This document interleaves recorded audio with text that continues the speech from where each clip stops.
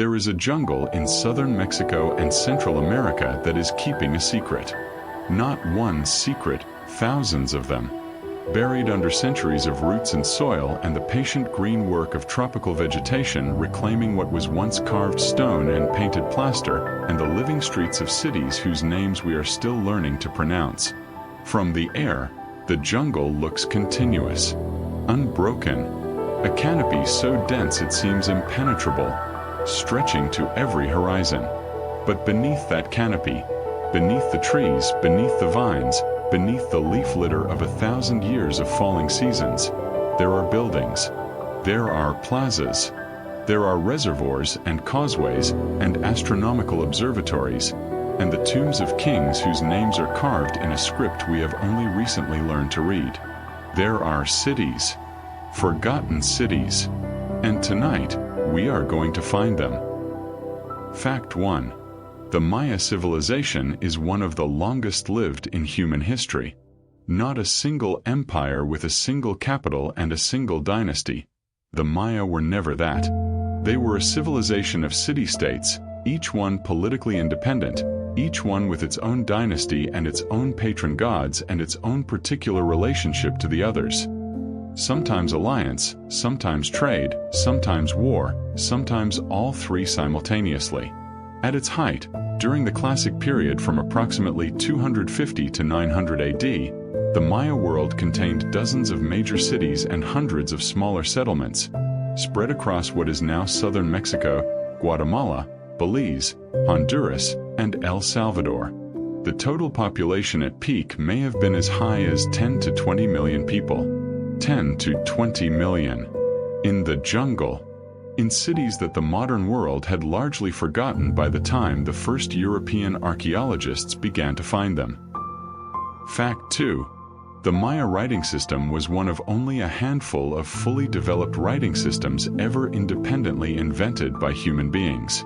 It is called hieroglyphic script, not because it is related to Egyptian hieroglyphics, which it is not, but because it shares the same visual quality of recognizable pictorial symbols.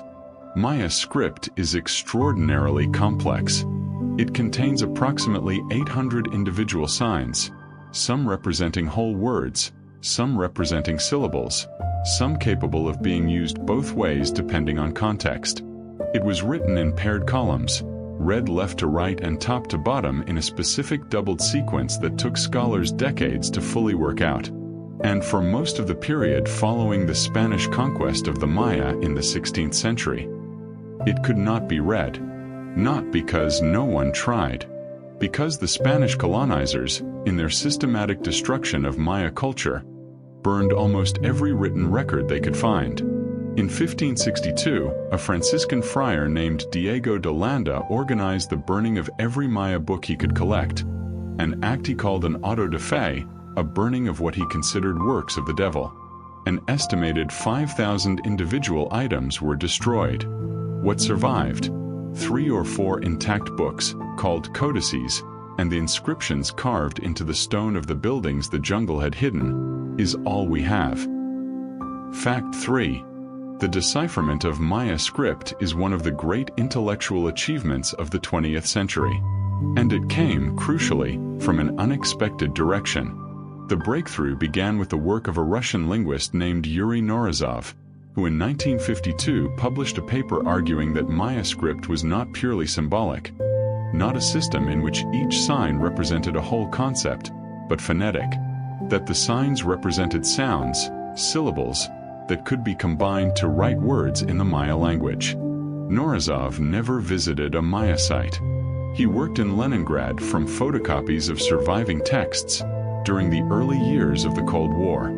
The Western academic establishment largely dismissed his work for decades. He was right.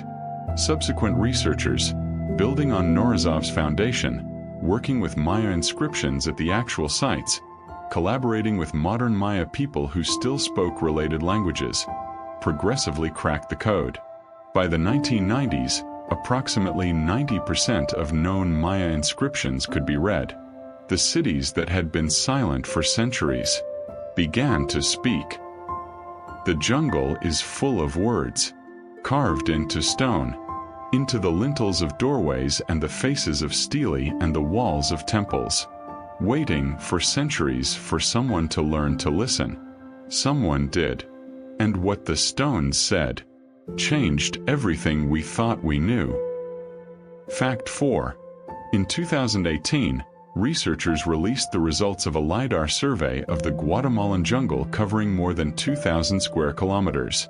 LiDAR, light detection and ranging, is a technology that uses laser pulses fired from aircraft to measure the precise distance to the ground. When the data is processed to digitally remove the vegetation, what remains is the bare topography of the surface beneath. What the 2018 survey revealed, beneath the jungle canopy of the Petén region of Guatemala, was extraordinary. More than 60,000 previously unknown structures. Not all of them were large. Some were small agricultural features, raised fields, drainage channels, terraces cut into hillsides. But among them were pyramids, palaces, causeways connecting cities to each other, and the outlines of urban centers of a scale that revised, fundamentally, the estimated population of the classic Maya world. 60,000 structures, in an area that archaeologists had been working in for over a century. Unseen, beneath the trees, the jungle had been keeping them. Fact 5. The causeways revealed by LiDAR surveys, wide, raised roads connecting Maya cities to each other across the jungle, suggest a level of regional integration and political organization that earlier models of the classic Maya had underestimated. These roads, called Sacbiab in the Yucatec Maya language, meaning white roads, because they were surfaced with white limestone, were not merely practical infrastructure. They were, in the Maya understanding of the world, cosmological alignments. Roads that followed the movements of celestial bodies. Roads that connected not just cities to cities, but the earthly world to the sky world. Roads that, on certain astronomical dates, were aligned with the rising of Venus or the path of the sun. The longest known Maya road ran from the city of Coba in the Yucatan to the smaller site of Yaxuna, a distance of approximately 100 kilometers. 100 kilometers of raised surfaced road, through the jungle, built without wheeled vehicles, without horses, without iron tools. Running in a straight line, between two cities, through the dark of the forest. Fact 6. The Maya city of Tikal in what is now northern Guatemala was one of the largest cities in the classic Maya world. At its height, sometime around 700 AD, Tikal may have housed between 100,000 and 200,000 people within its urban core, making it comparable in size to medieval London or Constantinople at their peaks. The city is dominated by 6 enormous temple pyramids, the tallest of which, Temple 4, rises 65 meters above the surrounding jungle floor. From its summit, on a clear morning, you can see above the canopy, and what you see above the green are the tops of the other temple pyramids, emerging from the jungle like islands above a green sea. It is one of the most remarkable views in the Western Hemisphere. And for approximately 1,000 years, from sometime in the 10th century until European explorers began to encounter it in the 19th, the jungle had grown over it so completely that it was invisible. The largest city in the Maya world, hidden under 1,000 years of trees. Fact 7. The Maya collapse is one of the most discussed and most debated events in pre-Columbian history. Between approximately 800 and 1000 AD, the great cities of the classic Maya lowlands, Tikal, Copan, Palenque, Caracol, Calakmul, were abandoned. Not all at once and not all for the same reasons. But within approximately 2 centuries, the political and cultural system of the classic Maya had disintegrated. The last long count date recorded at Tikal, the end of the tradition of erecting commemorative stelae with dated inscriptions, is 869 AD. After that date, silence. The reasons for the collapse are still debated. Drought, prolonged drought, documented in lake sediment cores, is now considered the primary driver, combined with overpopulation, deforestation, soil exhaustion, political instability, and the cascading collapse of trade networks as city after city fell. It was not a single blow. It was what the Bronze Age collapse was, a convergence of stresses arriving simultaneously, overwhelming a system too complex and too interdependent to absorb them. The cities were not destroyed. They were simply left. The people moved on, and the jungle moved in. Fact 8. The Maya did not disappear. This is perhaps the most important correction to the popular narrative of the Maya collapse. The collapse of classic Maya civilization in the southern lowlands was real. The abandonment of the great cities was real. But the Maya people, the millions of people who lived in and around those cities, did not vanish. Many moved northward to the cities of the Yucatan Peninsula, Chichen Itza, Uxmal, Koba, which continued to flourish well after the southern collapse. Others adapted, living in smaller settlements, maintaining their languages, their agricultural traditions, their religious practices, even as the great building projects ceased.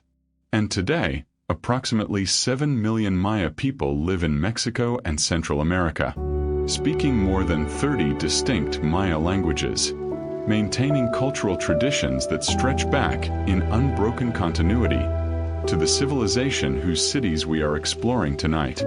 The cities are forgotten. The people who built them are not gone. They are there. Still.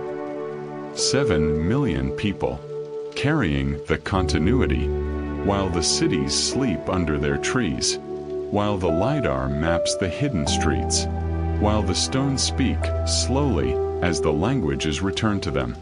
The Maya did not disappear. The cities became jungle, and the jungle became the archive, and the archive is still being read. Tonight, somewhere in the Petén in the Yucatan in the highlands of Guatemala, a carved stone is standing in the dark, in the rain, saying something that someone tomorrow will come one step closer to understanding. The cities are patient. The language is patient. And you, in your own dark, have nothing to do right now but rest. The jungle is keeping everything, as it always has. Sleep. The Maya were watching the sky, not casually, not the way a farmer watches the sky to predict rain, or a sailor watches it to navigate by stars, with a dedication and a precision that consumed generations of intellectual effort, that produced mathematical and astronomical achievements of extraordinary sophistication, that shaped the layout of every city, the orientation of every temple, the timing of every ceremony, the selection of every king. The sky was not, for the Maya, a backdrop to human life. It was the structure of human life, the script in which the gods wrote their intentions, the calendar by which everything was measured and planned and understood. And the Maya read that script with a care and a persistence that we are still, centuries later, working to fully appreciate. Fact 9. The Maya calendar is not one calendar. It is a system of interlocking calendars, each one tracking a different cycle, each one meshing with the others in a way that produces a combined date notation of extraordinary specificity. The most important two are the Tzolk'in and the Hab. The Tzolk'in is a 260-day ritual calendar, 20 named days cycling through 13 numbered positions, producing 260 unique day names before the cycle repeats. Where the number 260 comes from is debated. It may correspond to the human gestation period. It may reflect the agricultural cycle of the Maya highlands. It may derive from astronomical observations of Venus. Perhaps all three. The Hab is a 365-day solar calendar, 18 named months of 20 days each, plus a 5-day period at the year's end called the Wayeb, considered an uncanny and dangerous time, a gap between years, when the normal rules did not apply. When the Tzolk'in and the Hab mesh together, they produce a combined cycle of approximately 52 years before the same combination of dates recurs.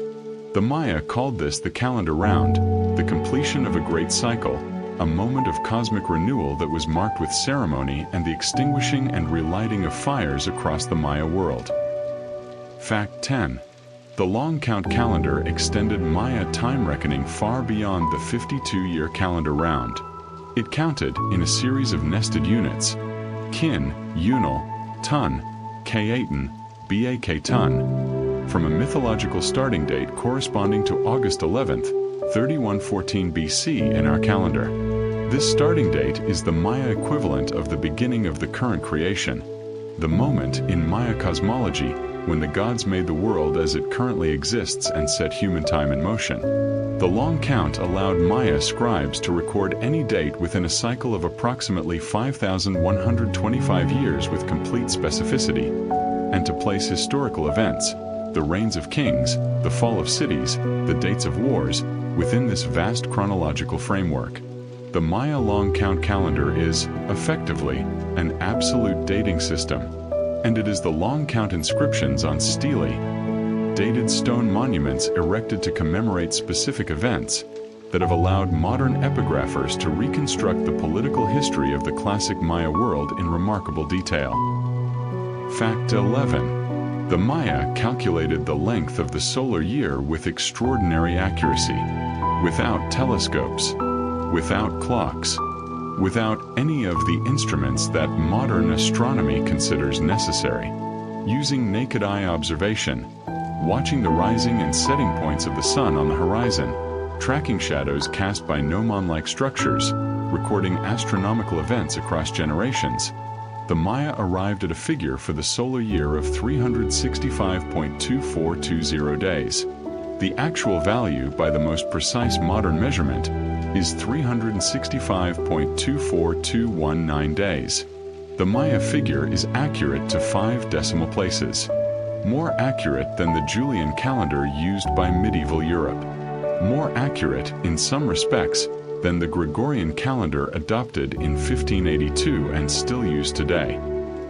The Maya measured the year more accurately than medieval Europe, with naked eyes, from the tops of their temples, watching the sun, generation after generation, writing down what they saw, passing it forward. The sky above you tonight is the same sky they measured, the same stars in the same positions, the same sun that will rise tomorrow, arriving on the schedule they calculated centuries ago, from the top of a stone pyramid, in the jungle. Fact 12. Venus was the most important astronomical body in Maya cosmology after the sun, not because Venus is the brightest object in the night sky, though it is, but because of its cycle. Venus appears as the morning star, rising before the sun, for approximately 260 days. Then it disappears, passing behind or in front of the sun, and reappears as the evening star, setting after the sun, for another 260 days. Then it disappears again, briefly, before the cycle repeats. The full Venus cycle, from one heliacal rising to the next, takes approximately 583.92 days. The Maya calculated this as 583.92 days. They also noted that 8 solar years equal almost exactly 5 Venus cycles, a coincidence of celestial arithmetic that the Maya used to create an interlocking Venus calendar of extraordinary precision. The Dresden Codex, one of only 4 surviving Maya books, contains a Venus almanac so accurate that it can be used today to predict the appearances and disappearances of Venus without significant error. A book written approximately 700 years ago, still astronomically functional. Fact 13. The city of Copan, in what is now western Honduras, was the great intellectual center of the classic Maya world. Not the largest city, not the most militarily powerful, but Copan was, in the classic period, something like a university city, a place where astronomical knowledge was developed and debated, where the calendar was refined, where the finest sculpture in the Maya world was produced. The hieroglyphic stairway at Copan is the longest known Maya inscription. 2,200 hieroglyphs, carved into 63 steps, recording the dynastic history of Copen's ruling family across 16 kings. It is the most ambitious stone text in the pre-Columbian Americas. And for centuries, it sat in the jungle, its steps tumbled by tree roots, its glyphs unread. Now read. The history it contains, the births and deaths and wars and alliances of 16 rulers, is a human story of ambition and loss and the ordinary complicated business of holding power across generations. Not unlike any other human story, just carved in stone. In the jungle. In Honduras. Fact 14. The city of Palenque, in the Mexican state of Chiapas, is built on a ridge at the edge of the Chiapan Escarpment, the point where the jungle plateau drops suddenly toward the Gulf Coast lowlands. From Palenque's temples, you can see, on a clear day, an extraordinary distance northward across the coastal plain. The Gulf of Mexico is, on the very clearest days, visible at the horizon. Palenque was not the largest Maya city, nor the most powerful, but it may be, in terms of the quality of its art and architecture, the most beautiful. The stucco reliefs on the walls of its temples, still bearing traces of the paint that once covered them in red and blue and yellow, are considered by many Mayanists to represent the pinnacle of Maya artistic achievement. The palace, a rambling, multi-storied complex with a distinctive four-story tower, the only tower of its kind in the Maya world, overlooks a valley through which a river runs, and whose jungle slopes are dotted with the mounds of unexcavated buildings.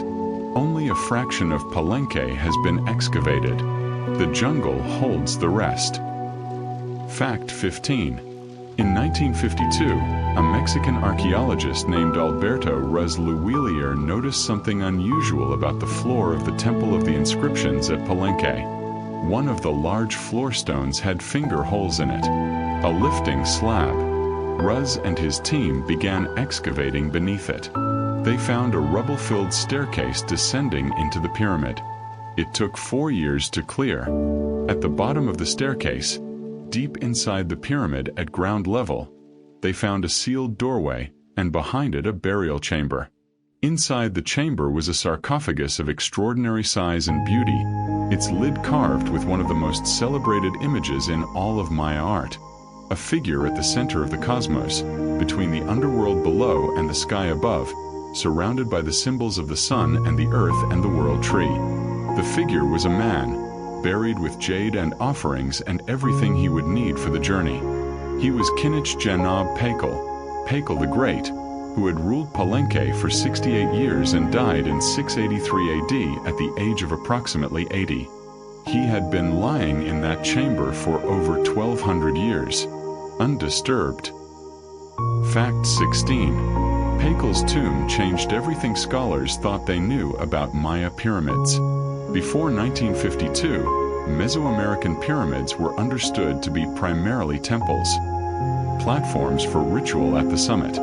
The idea that they might also serve as tombs in the way of Egyptian pyramids was not part of the mainstream understanding. Pakal's tomb established that at least some Maya pyramids were built explicitly as royal mausoleums, that the pyramid was, in part, a monument to the person buried within it, a statement in stone of the king's connection to the earth, the sky, and the cosmic cycles the Maya calendar tracked. Subsequent excavations at other sites have confirmed that royal burials within pyramids were not unique to Palenque. But Pakal's tomb remains the most complete, the most eloquent, the most extraordinary royal burial ever found in the Maya world. A man who ruled for 68 years. Buried inside a pyramid he may have spent his entire reign building. For himself. For the journey. For whatever he believed came next. Fact 17. The jade death mask found on Pakal's face is one of the most beautiful objects ever produced in the pre-Columbian Americas. It was assembled from approximately 200 individual pieces of jade, cut, shaped, and fitted together to create a face of serene and extraordinary precision. Jade eyes of polished shell with obsidian pupils. a mosaic of green stone covering every surface. Jade was, for the Maya, the most sacred material in the world. It was the color of maize, of the plant that was, in Maya cosmology, the substance from which the gods had made human beings. It was the color of water, the color of the life force itself. To be buried in jade was to be wrapped in the most sacred thing the Maya world offered. Pakal's mask is now in the National Museum of Anthropology in Mexico City. But in your imagination, if you let it go there, it is still on his face. In the burial chamber, in the pyramid, in the jungle, in the dark, where it was for 1200 years. Patient. Pakal, patient in his jade. The hieroglyphic stairway, waiting in the jungle. Venus, cycling through its periods of appearance and disappearance. The same Venus the Dresden Codex still accurately predicts. The Maya watched the sky for centuries, and the sky gave them back a structure, a calendar, a way of knowing where in time you are. You know where in time you are. It is the deep of the night, the hour when the sky is at its darkest and most itself. The same sky, the same stars, the same Venus somewhere cycling, and you underneath it all, in your own version of the jade and the dark, at rest. The Maya world was not peaceful. The image of the classic Maya that dominated scholarship for much of the 20th century. Contemplative astronomers, peaceful city dwellers, more concerned with the stars than with each other, has been substantially revised. Not abandoned entirely. The intellectual achievements were real. The astronomical precision was real. The artistic beauty was real. But the inscriptions that scholars learned to read in the 1970s and 1980s told a different story alongside the star charts and the king lists. They told of war, of capture, of kings paraded in humiliation through the plazas of enemy cities, of the great political struggle that shaped the classic Maya world for 2 centuries. A struggle between 2 powers so large, so persistent, so consequential that it remade the map of Maya civilization. The war of the Snake Kingdom against Tikal. The war that the jungle kept, until we learned to read the walls. Fact 18. Calakmul is one of the largest Maya cities ever discovered. It sits in the Calakmul Biosphere Reserve in the Mexican state of Campeche, one of the largest tropical forests in the Americas, so remote and so little visited that the city within it was not rediscovered by modern researchers until 1931, and not seriously excavated until the 1980s. At its height, Calakmul may have had a population of 50,000 people within its urban core, with perhaps 100,000 in the surrounding territory. The site contains over 6,000 individual structures.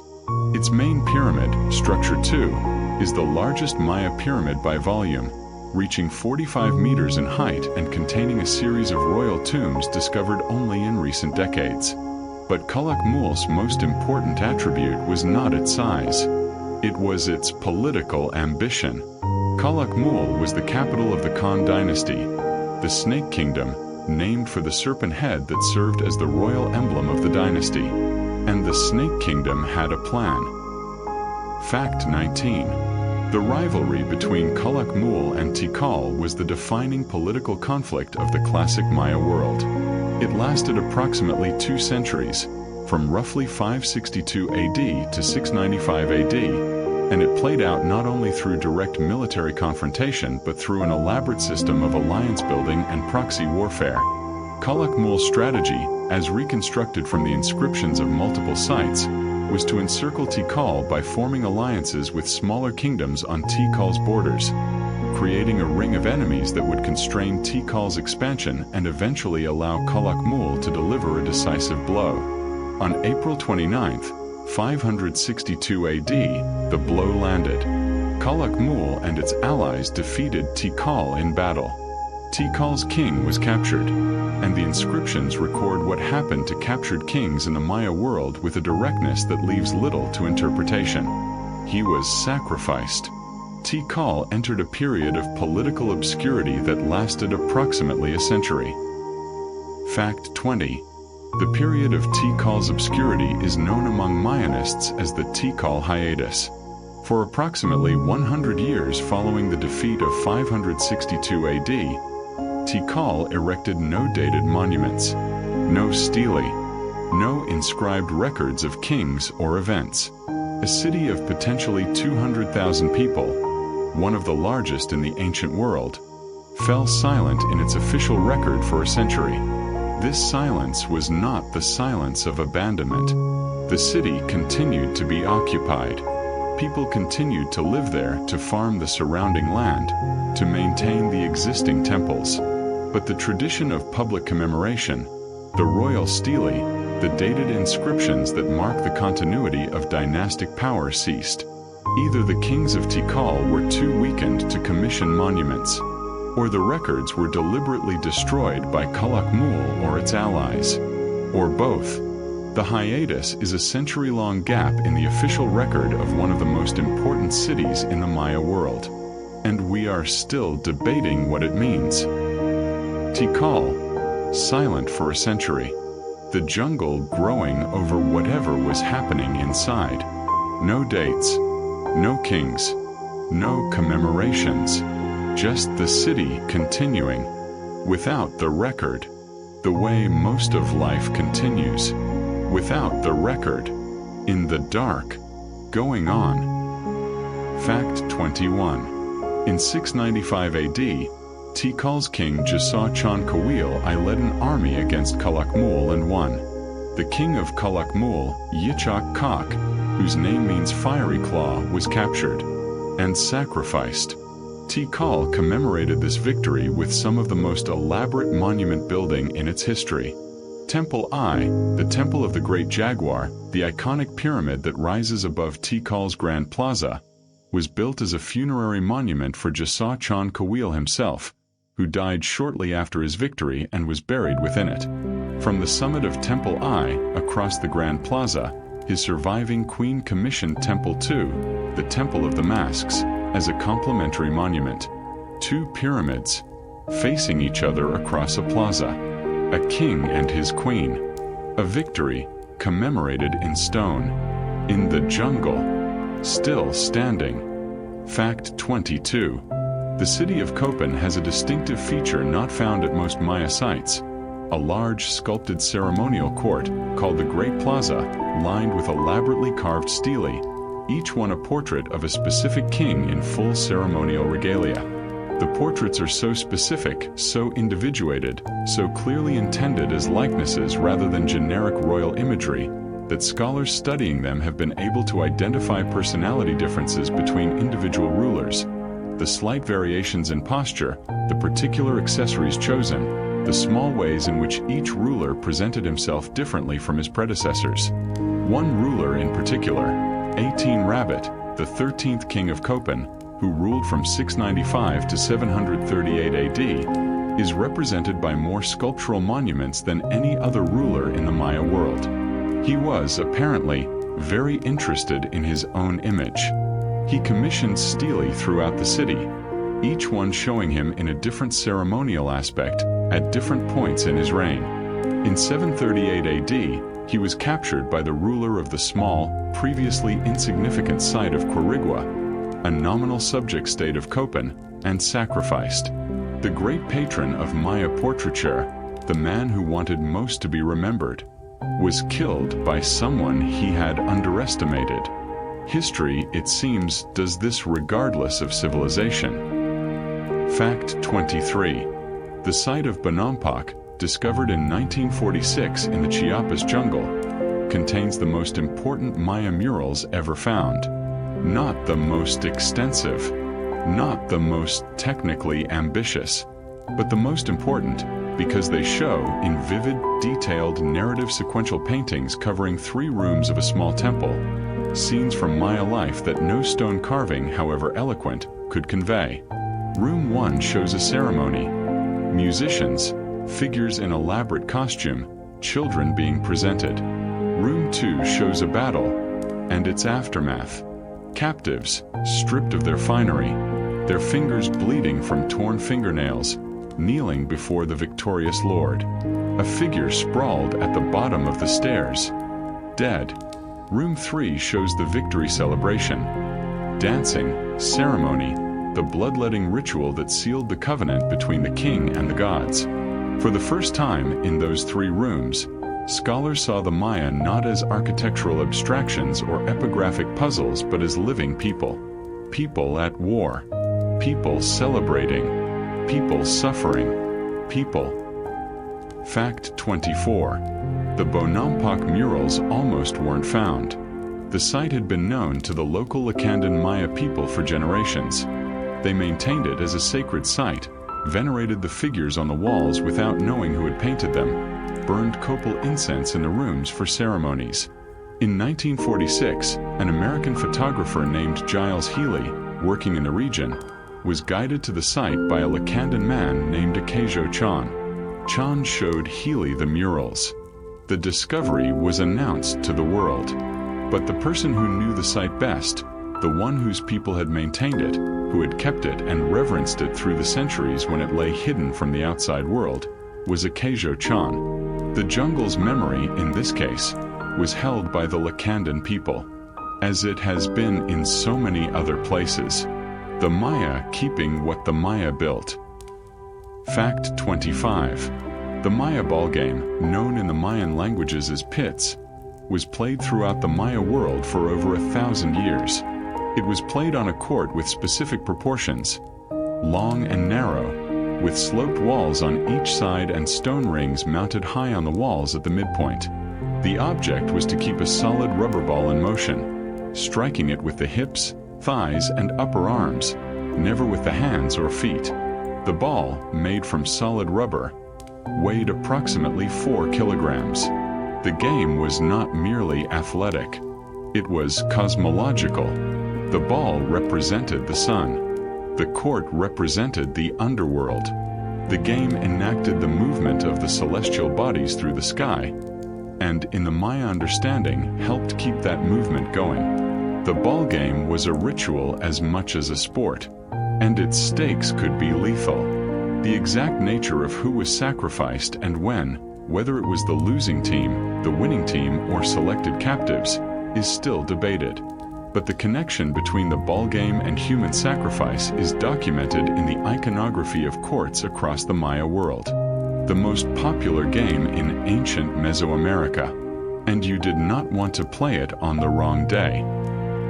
Fact 26. In 1839, an American lawyer named John Lloyd Stephens and a British artist named Frederick Catherwood set out into the jungles of Central America on an extraordinary journey. They were following rumors, accounts in various Spanish colonial sources of enormous stone ruins in the interior, buildings of a size and sophistication that seemed impossible in a region assumed to be inhabited only by small agricultural communities. What they found changed Western understanding of pre-Columbian America entirely. At Copan, Stephens and Catherwood found the stelae, the portrait monuments of the kings, still standing in the jungle, their carved faces looking out from under centuries of growth. Catherwood, a trained architect, produced detailed drawings of what he saw. His illustrations, published in Stephens's account, Incidents of Travel in Central America, Chiapas, and Yucatan in 1841, were the first detailed documentation of Maya monuments to reach a wide audience. The book sold out its first edition within months. The world, for the first time, understood that something extraordinary had existed in the jungle, something that was not spoken of in any European account of history, something that had been there all along. The jungle looks wet. And it is. The tropical forest of the Maya world receives between 1 and 3 meters of rainfall per year, and the air is so humid that surfaces glisten, that moss grows on stone within months, that the whole world feels perpetually damp and alive. But the water is deceptive. In the lowlands where the great classic Maya cities were built, the bedrock is porous limestone. Water does not pool on the surface. It drains immediately through the rock. There are no rivers in much of the lowland Maya heartland. No permanent lakes. No springs that run reliably through the dry season. The Maya built their civilization in a landscape that appeared well-watered and was, in geological fact, extremely vulnerable to drought. How they managed water, how they captured it, stored it, distributed it, survived the dry seasons and the drought years, is one of the great engineering stories of the ancient world. And it is a story that the cities themselves tell, once you know how to read them. Fact 27. The Maya city of Tikal was entirely dependent on artificial reservoirs for its water supply. There are no rivers near Tikal, no springs, no permanent surface water of any kind in the immediate vicinity. The city was built on a limestone ridge, and the Maya engineers who designed it shaped the entire urban landscape to function as a vast water collection system. The great plazas, flat, plastered surfaces covering hectares of ground, were designed not only as ceremonial spaces but as catchment areas. When the rains came, the plazas shed water into channels that directed it into a series of large reservoirs excavated at the edges of the city. Tikal had at least 10 major reservoirs, with a combined storage capacity of approximately 900,000 cubic meters of water. 900,000. Enough to supply a city of tens of thousands through the dry season. Enough to survive several years of below-average rainfall. The temples and the plazas and the palaces were, among other things, a water management system. The ceremonial heart of the Maya world was also a cistern. Fact 28. The Maya understood the chemistry of water purification. The reservoirs at Tikal and other sites were not simply holes in the ground. Recent analysis has found that the Maya lined their reservoir floors with a specific type of crystalline limestone, calcite, that acted as a natural filter, removing harmful bacteria and algae from the stored water. This was not accidental. The Maya selected the calcite specifically. They quarried it from particular sources, transported it to the reservoir sites, and installed it with evident understanding of its purifying properties. They did not have the language of microbiology, but they had, through centuries of observation and practice, arrived at the same functional conclusion. Certain stone kept the water clean, and so they used that stone. 2,000 years before modern water treatment systems, in the jungle, the Maya were doing water chemistry. Fact 29. The city of Karakol in what is now western Belize is one of the most impressive Maya cities that most people have never heard of.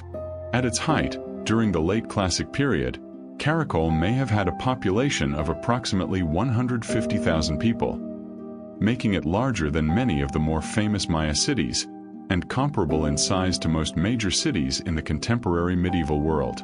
It covers an area of approximately 177 square kilometers, larger than any other Maya site yet mapped, and larger than modern Belize City, the country's largest urban center. And for most of the 20th century, it was almost unknown. Not because it was hidden exactly, it had been visited by researchers since the 1930s.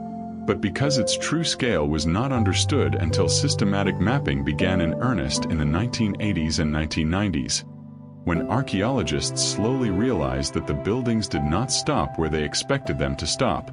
They kept going and going.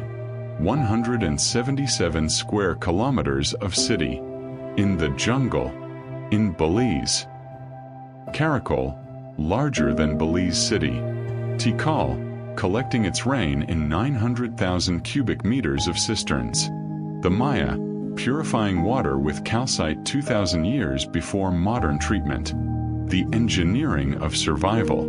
In a landscape that looked wet and was, in fact, desperately thirsty. There is something in that. Something about the difference between appearances and reality. Between what a thing looks like and what it needs. You know what you need tonight. The rain can keep falling. The cisterns are full. Sleep. Fact 30. In 2012, an anthropologist named Sarah Parcak used satellite imagery to identify previously unknown structures at a Maya site in the Yucatan Peninsula.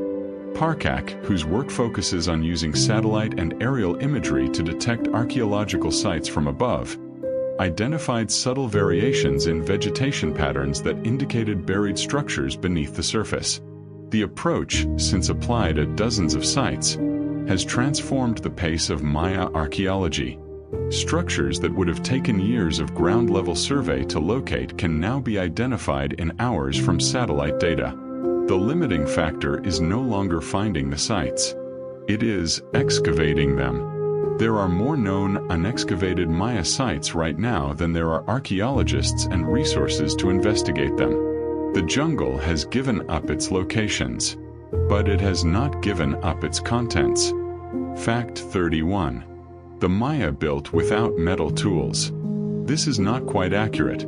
The Maya had access to copper and used it for ornamental purposes, and for some cutting tools by the later periods. But for the vast bulk of their great construction period, the classic Maya built their cities, quarried and transported their stone, and carved their intricate sculpture using tools of chert, obsidian, and hardwood. No iron, no steel, no bronze. Stone quarried with stone, carved with stone, moved by human labor, rollers, ramps, ropes, and the organized effort of very large numbers of people working under the direction of engineers whose skills we are still working to understand. The precision of Maya stonework, the tight-fitting joints, the smooth plastered surfaces, the astronomical alignments accurate to fractions of a degree, achieved without the tools that most engineers would consider the minimum requirement for such accuracy. How they did it is only partly understood. How they did it so well is a question that still gives pause. Fact 32. The Maya city of Chichen Itza was built, or substantially rebuilt, during the Terminal Classic and early Post-Classic periods, between approximately 800 and 1200 AD. It is the best preserved and most visited Maya site in existence, receiving over 2 million visitors per year. And it is, in certain important respects, not quite a typical Maya site.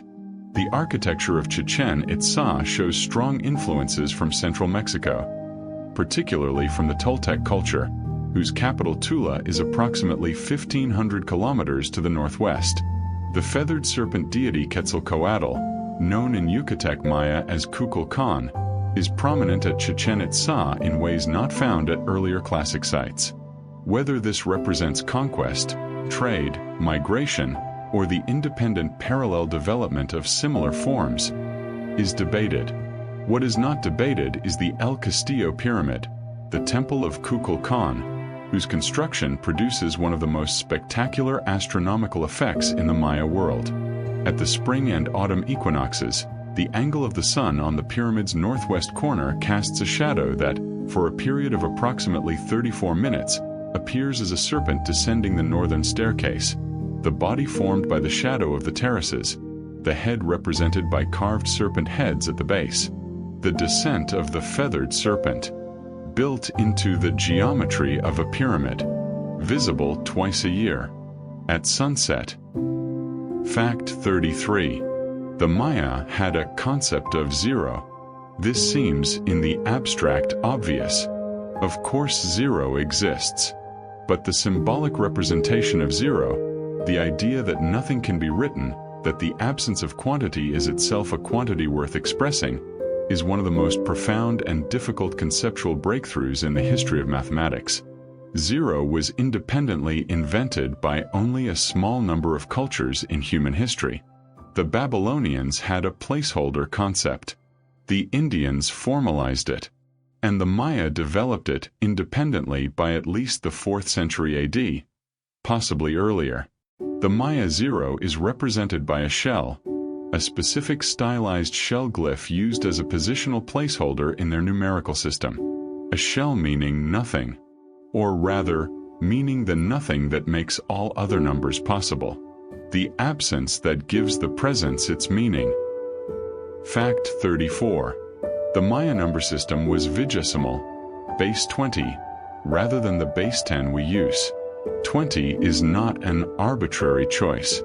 It is the number of fingers and toes, the body as the original counting system. In a base 20 system, the positional values are not ones, tens, hundreds, thousands, but ones, 20s, 400s, 8,000s. The Maya wrote numbers using a combination of dots, each worth 1, and bars, each worth 5, arranged vertically by position. It is an extraordinarily efficient system for large number calculations. The long count calendar dates, some of them counting millions of days into the mythological past or future, were calculated and recorded in this system. A mathematical notation elegant enough to handle millions of years of time, written with dots and bars, by people in the jungle, 2,000 years ago. Fact 35.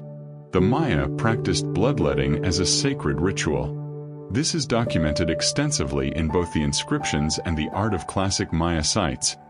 Kings and queens depicted drawing blood from their own bodies, typically from the tongue or the ear, or, most dramatically, from the genitals, using obsidian blades or stingray spines, the blood collected on paper and burned as an offering to the gods. It sounds extreme, and it was not casual, but in the Maya understanding of the cosmos, it was a form of reciprocity. The gods had shed their own blood to create human beings. The creation myth preserved in the Kitsch Maya text called the Popol Vuh describes the gods offering their blood to fashion human life. To shed blood in return was to pay a debt, to maintain the covenant, to keep the cycle of creation going. The bloodletting was not punishment or sadism. It was the most personal possible offering, the sacrifice of the self's own substance, to the gods who had given it in the first place. The shadow serpent descends the staircase of El Castillo twice a year, at the equinox, at sunset. The Maya engineered the moment, built it into the pyramid, the way they built the water channels into the plaza, the way they built the alignment into the road. Everything they made was, in some sense, a clock, or a calendar, or a record, or a covenant. Everything served more than one purpose. The plaza caught the rain and framed the ceremony. The pyramid was the tomb and the observatory. The road was the infrastructure and the cosmological alignment. And the night right now is just the night. Simple, dark, uncomplicated. Yours. Sleep.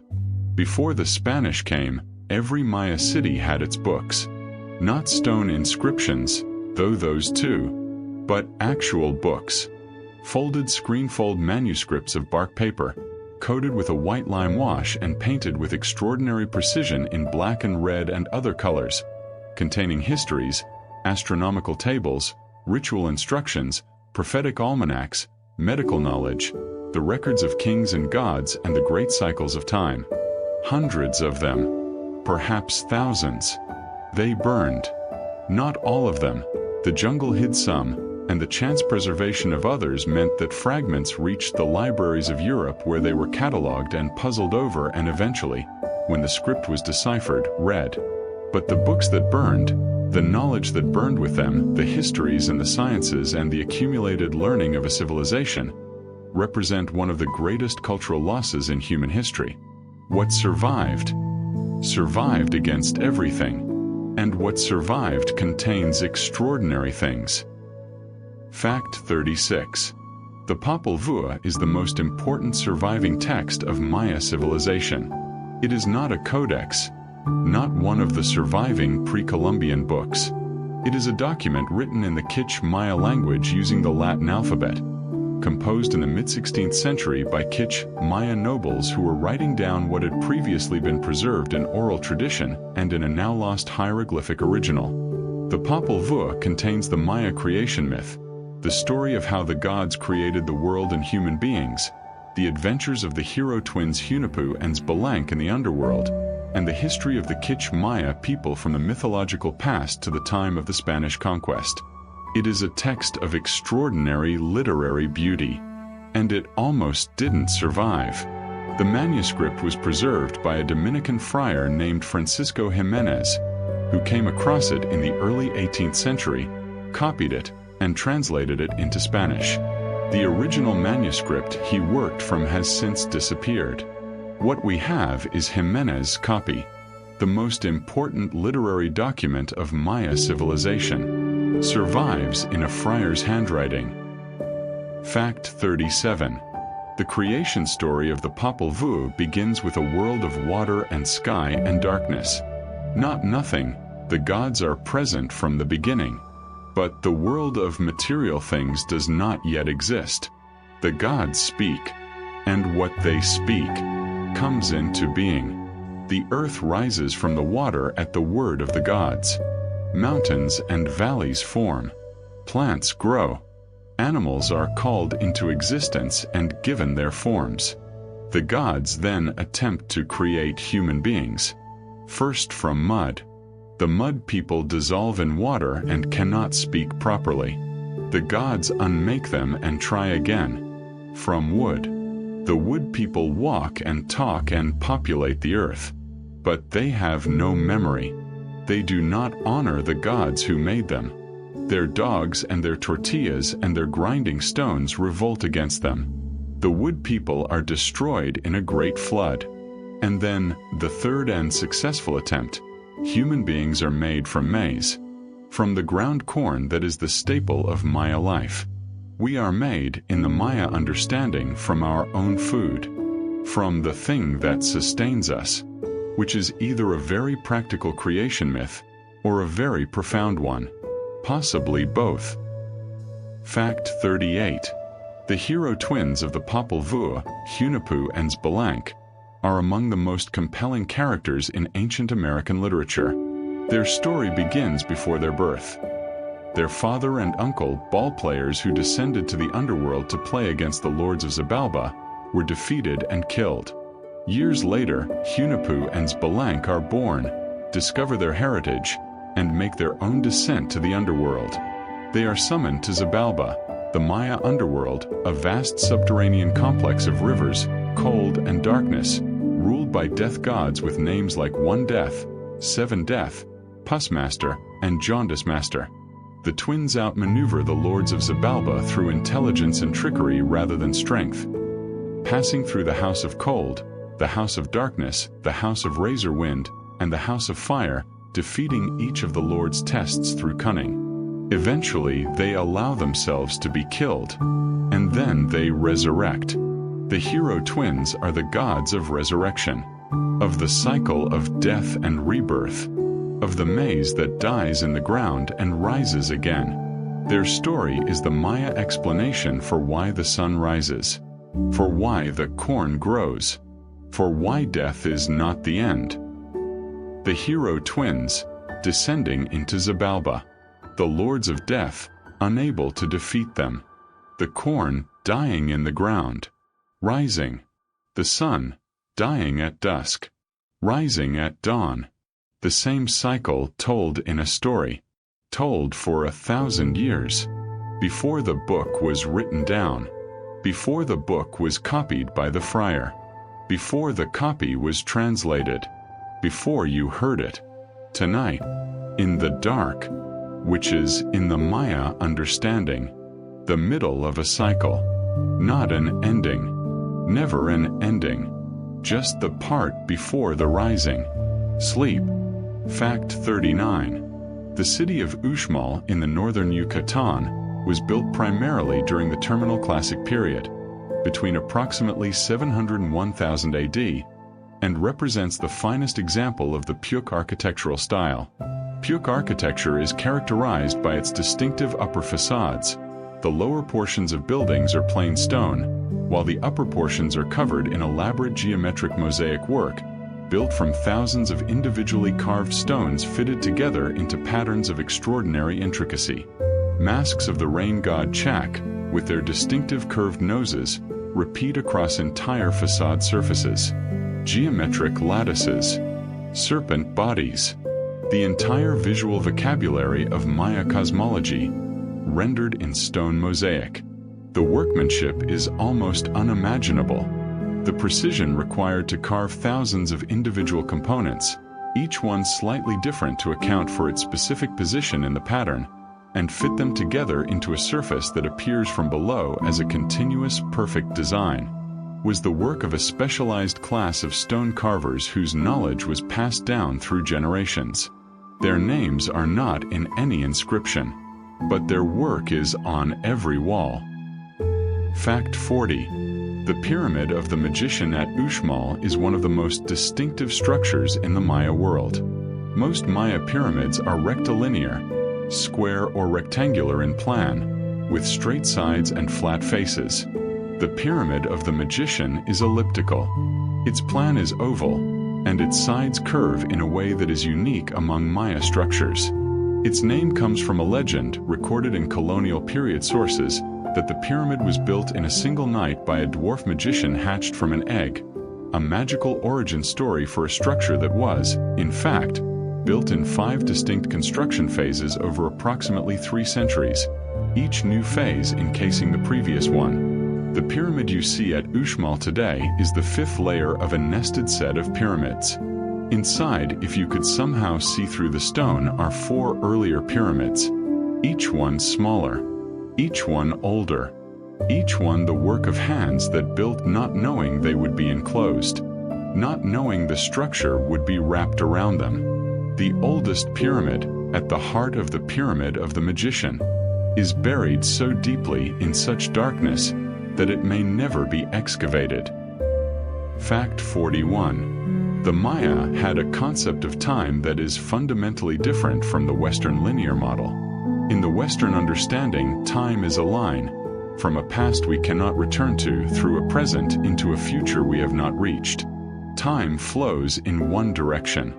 Events happen once and are gone. For the Maya, time was cyclical, not circular, not a simple repetition of the same events, but spiral. The same types of events recurring at the same points in the calendar cycles, with a character determined by the specific combination of calendar positions at which they occurred.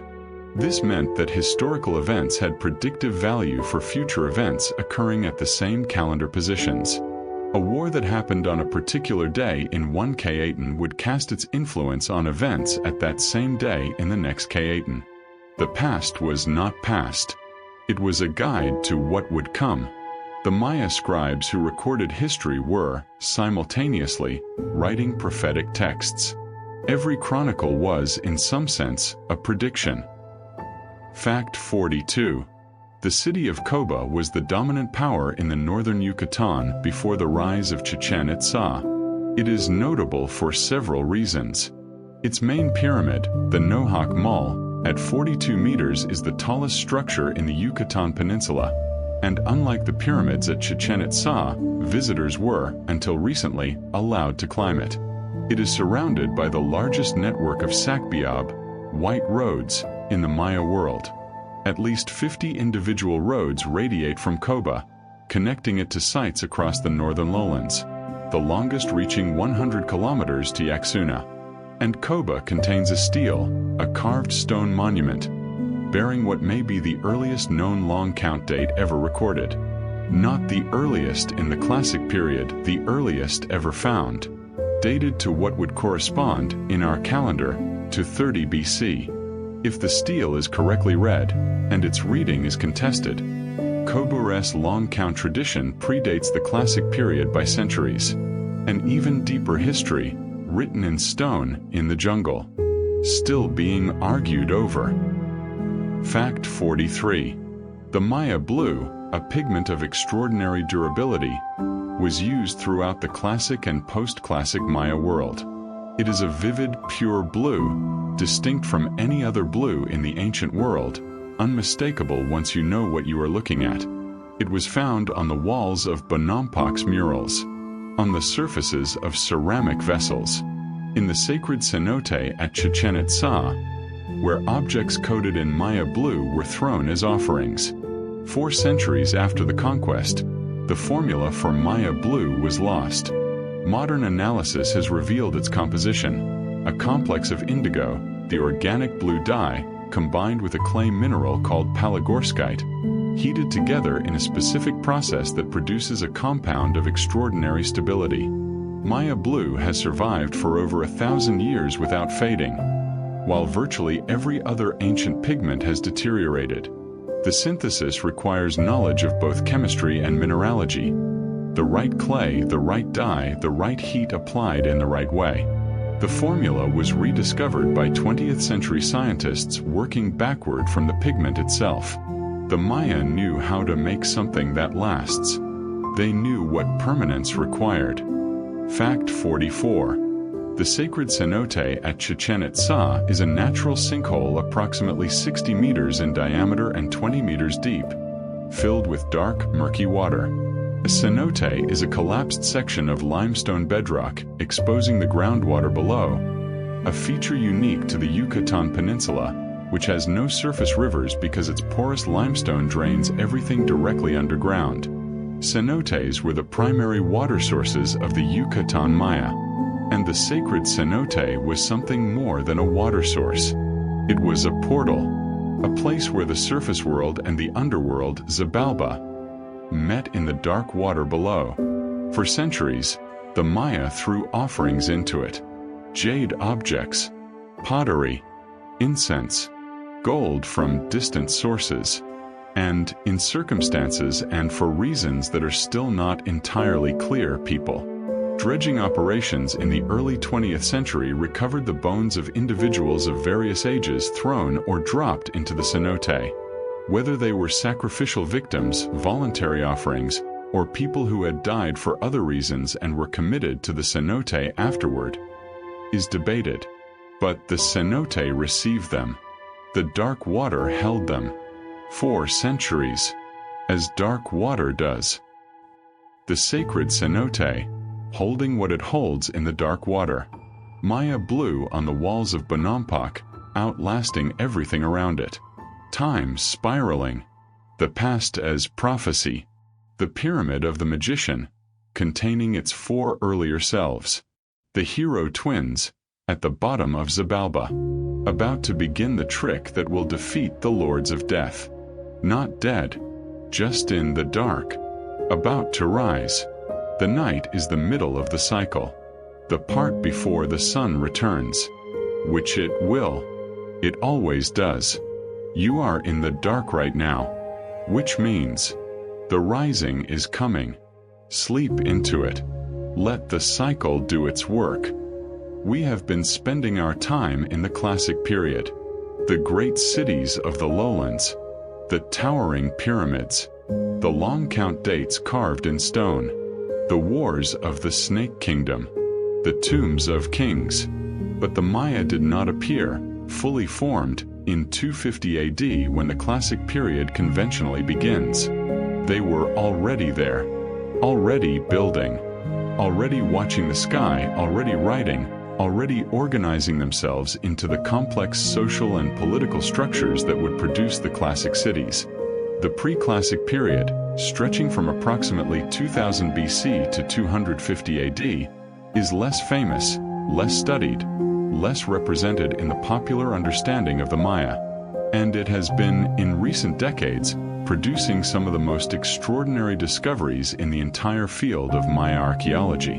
The Maya, it turns out, were doing remarkable things long before the classic period began. The jungle was keeping those secrets too.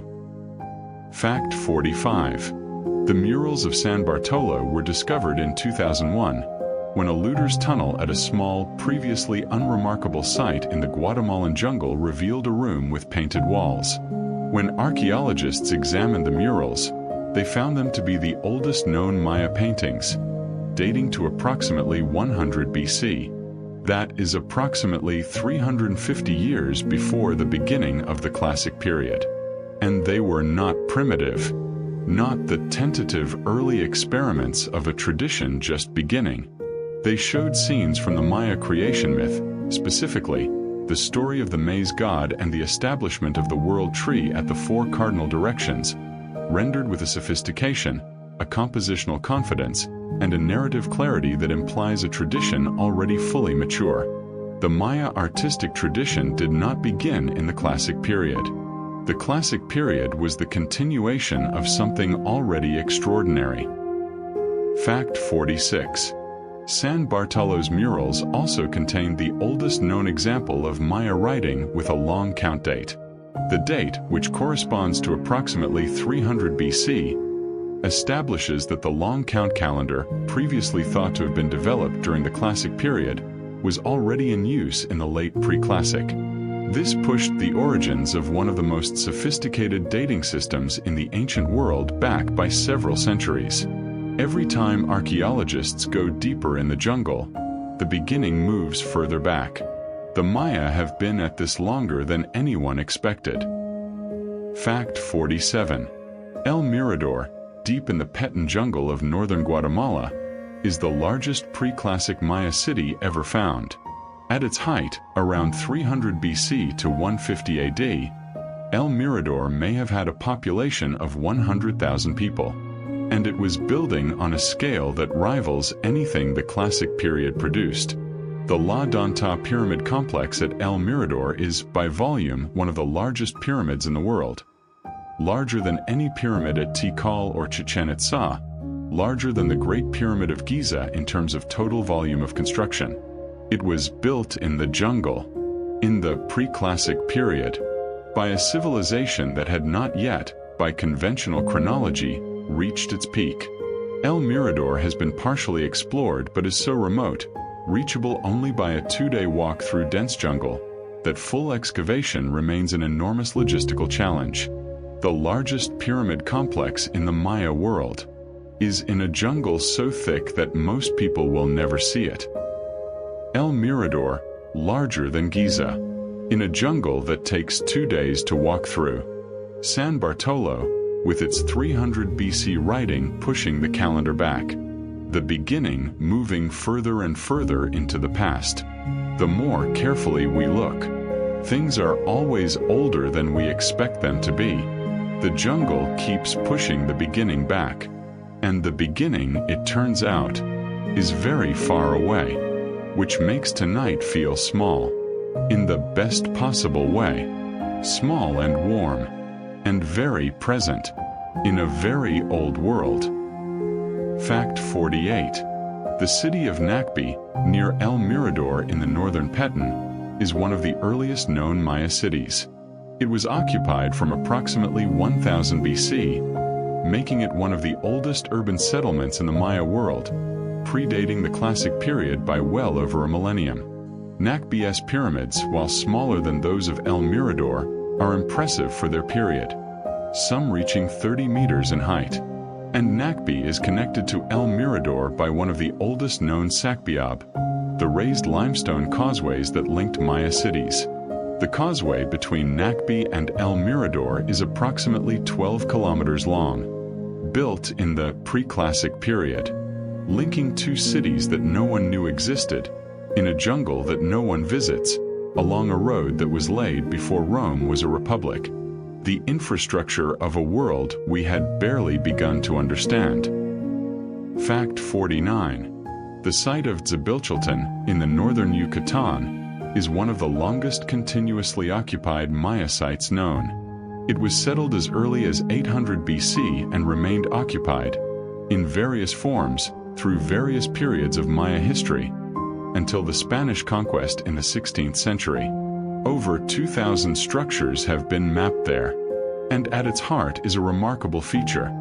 The Temple of the Seven Dolls, a small but astronomically significant building aligned so precisely that on the spring and autumn equinoxes, the rising sun shines directly through a doorway in the east facade and out through a corresponding doorway in the west, flooding the interior with orange light. The building is named for 7 small ceramic figurines found buried within it. Deformed human figures whose meaning and purpose remain unknown. 7 small clay people, buried in an astronomical building, watching the light pass through their room, twice a year, for 2,500 years. Fact 50. We are at 50. Halfway through 100 facts about the forgotten cities of the Maya. And it seems right at the halfway point to stand still for a moment and consider what the Maya were building. Not just the pyramids, though those are extraordinary. Not just the calendar, though that is extraordinary.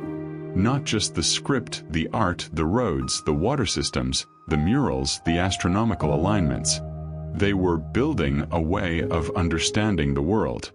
A comprehensive, internally consistent, beautifully detailed framework for making sense of existence, of time and space and the relationship between human beings and the gods and the cosmos. Everything was connected. The pyramid was the mountain of the gods. The ball court was the underworld. The Sakbi was the Milky Way. The king was the Axis Mundi, the world tree, the connection between the underworld and the heavens. Every object, every ceremony, every astronomical observation was part of the same enormous interlocking system. Not because they didn't know the pyramid was made of stone, but because they understood that things can be more than one thing simultaneously. That the practical and the sacred are not opposites. That the physical world and the world of meaning are not separate. That the rain that fills the cistern is also the gift of the rain god.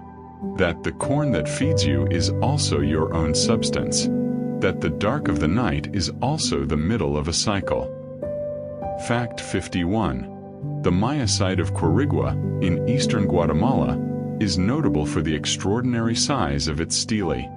Not the largest site, not the most powerful city, but Quirigua stele, its royal portrait monuments, are enormous. The largest, Stela E, stands 10.5 meters above ground and weighs approximately 65 tons. It was carved from a single block of sandstone, transported from a quarry several kilometers away, erected, and on its surfaces, every surface, above and below the visible portions, is carved the full text of the reign of the king who commissioned it. The king whose monument this is the same Karak Sky who captured and sacrificed 18 Rabbit of Copan, the small city that defeated the Great One. The monument raised to commemorate an unlikely victory.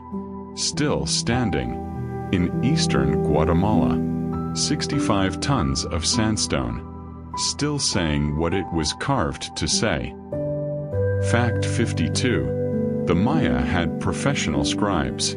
The Ajtsi, the writers, were members of the elite, often members of royal families, trained from childhood in the complex art of writing Maya hieroglyphics. The skill required was extraordinary. Each glyph was a precise, controlled brushwork composition. The text was laid out in specific spatial arrangements. The reading order was specific and must be followed exactly.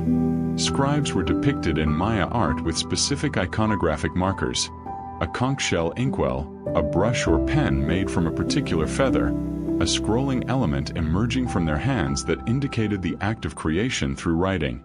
They were not merely record keepers. They were, in the Maya understanding, doing something sacred. Writing was not merely practical. It was the act of making meaning permanent, of holding time still, of making the spoken into the enduring. The scribe, writing, participated in the same act as the gods who spoke the world into existence. Fact 53. The city of Palenque contains a building called the Palace whose distinctive 4-story tower remains, after centuries of study, not entirely understood. It is unique in Maya architecture. No other Maya building has a tower like it. 4 stories, hollow at the center, with interior staircases and windows at each level looking outward. The most widely accepted hypothesis is that it served as an astronomical observation point, its height and windows providing clear sight lines for observations that would be obscured at ground level by the surrounding jungle. But other functions have been proposed. A watchtower, a signal tower, a ceremonial space for specific rituals. The Maya built very few towers. They preferred to observe the sky from the summits of their pyramids. The decision to build this particular tower in this particular place, for this particular purpose, whatever that purpose was, is like so many Maya decisions partially readable. The inscription tells us the tower was built during the reign of a specific king. It tells us when. It does not tell us why. The tower stands above the jungle, keeping its own counsel, in the way of things that have been watching the sky for a very long time. The Tower of Palenque is watching the sky tonight, as it has for over 1,000 years.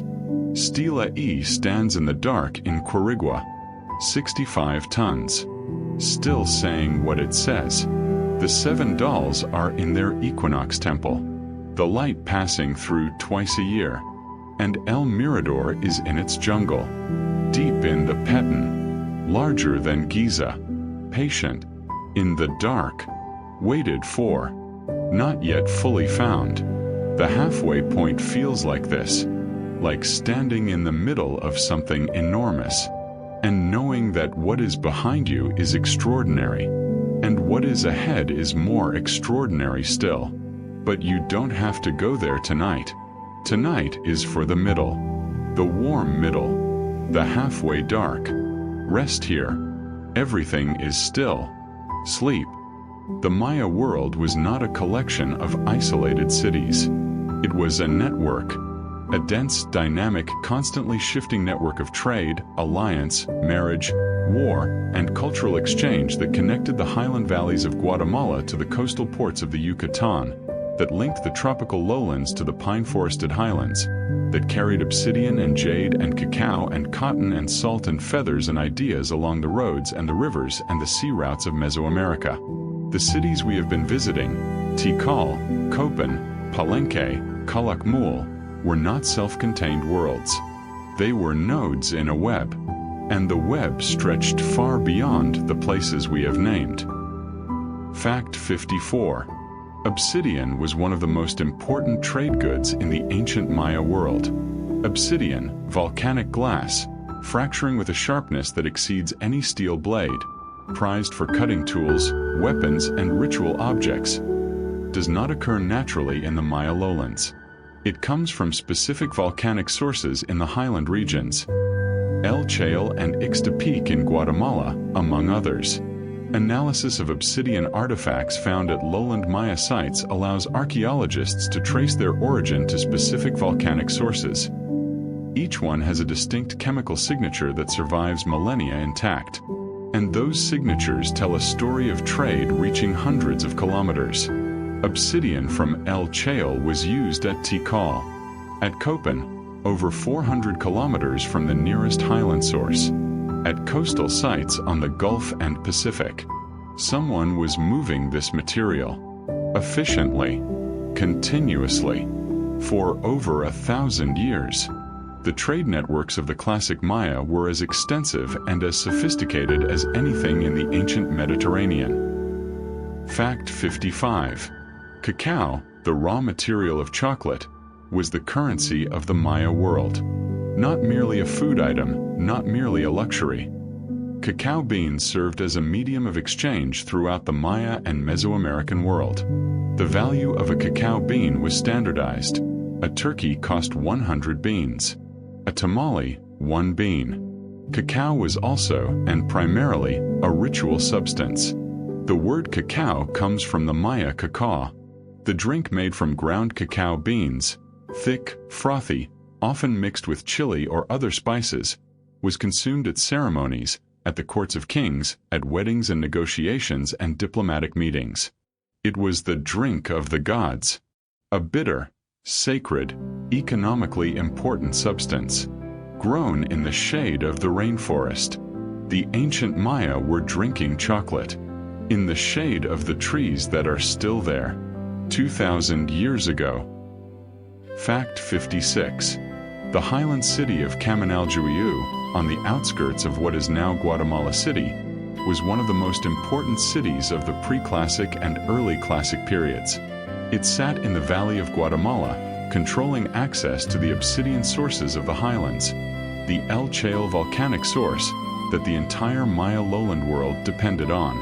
At its height, Caminaljuiu shows strong evidence of direct Teotihuacan influence.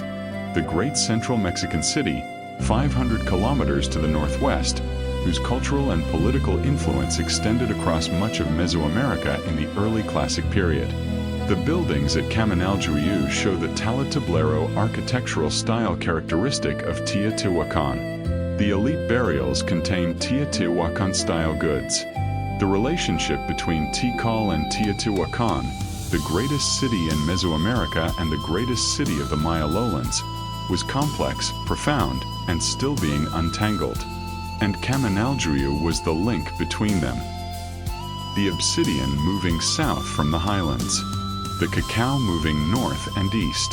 The Teotihuacan merchants and ambassadors moving through Caminaljuyu. The Maya world connected, not isolated, not static, alive with movement.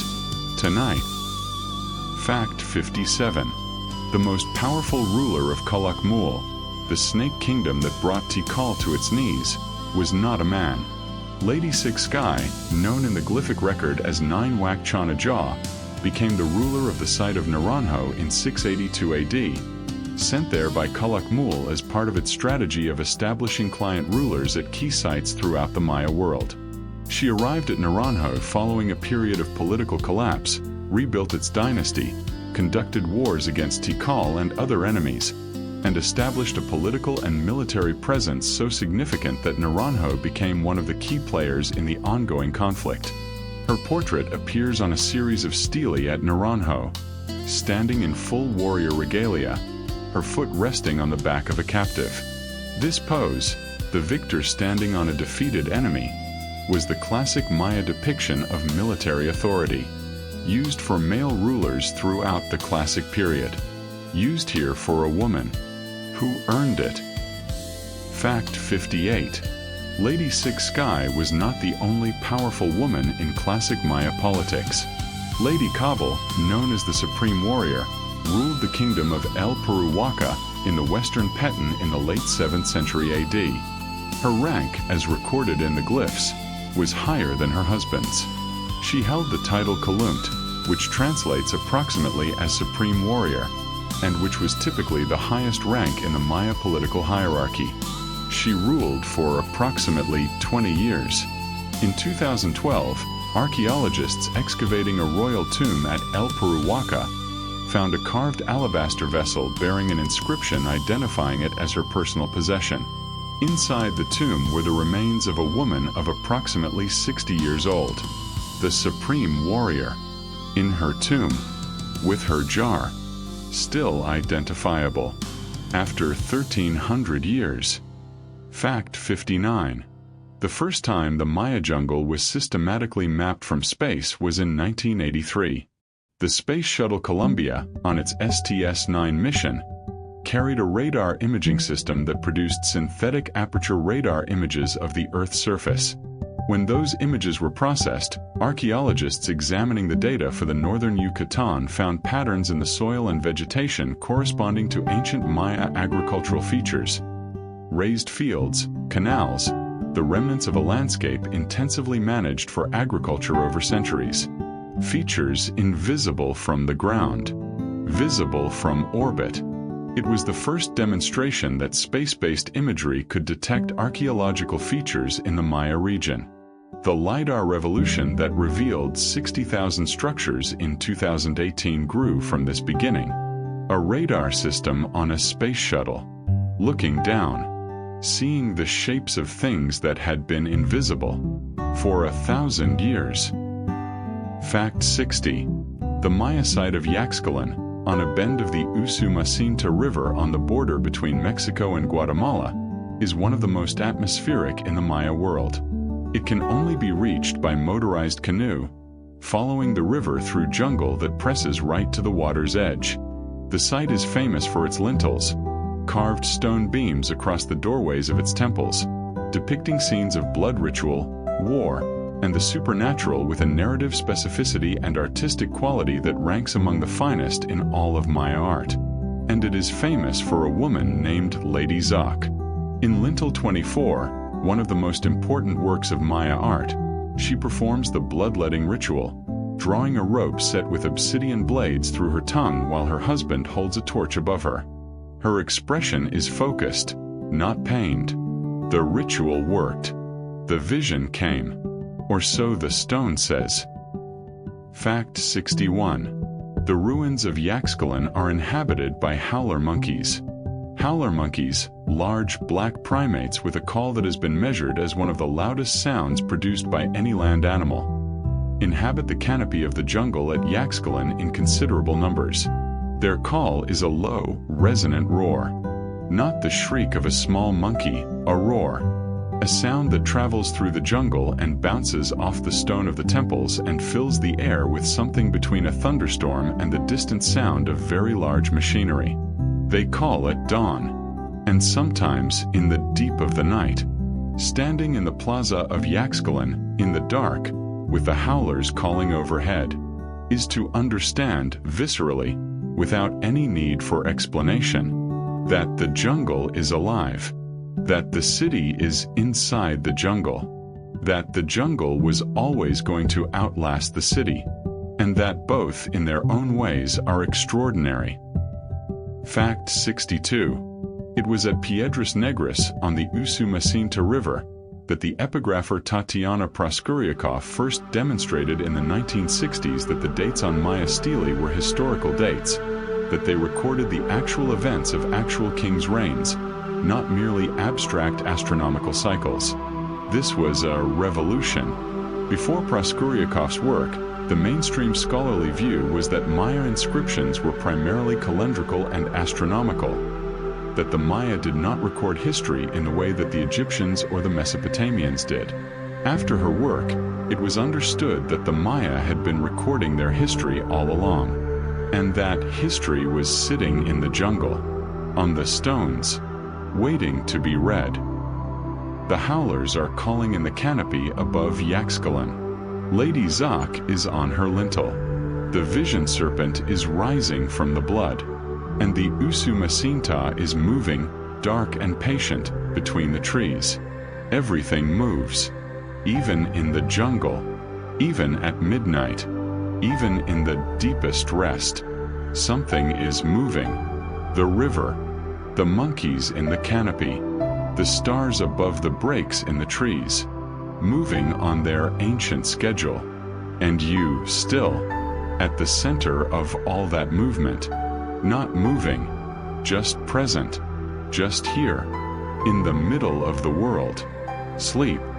The great cities fell silent, not all at once, not all for the same reason, but over the course of approximately 2 centuries, the classic Maya cities of the southern lowlands, Tikal, Copan, Palenque, Calakmul, Quirigua, Yaxchilan, and dozens of others, were abandoned. The pyramids still stood. The stelae still stood. The reservoirs still held what water the rains brought. But the people were gone. Not dead, moved, dispersed into the surrounding countryside, to smaller settlements, to the cities of the north that continued to flourish. The jungle, patient as always, began its reclamation. Roots found the mortar between the stones. Trees grew where plazas had been. Vines covered the stelae. The cities became the jungle. And then, in the north, something continued. Something new grew from the roots of what had been. The Maya story did not end with the classic collapse. It changed. Fact 63. The drought that contributed to the classic Maya collapse is documented in the geological record.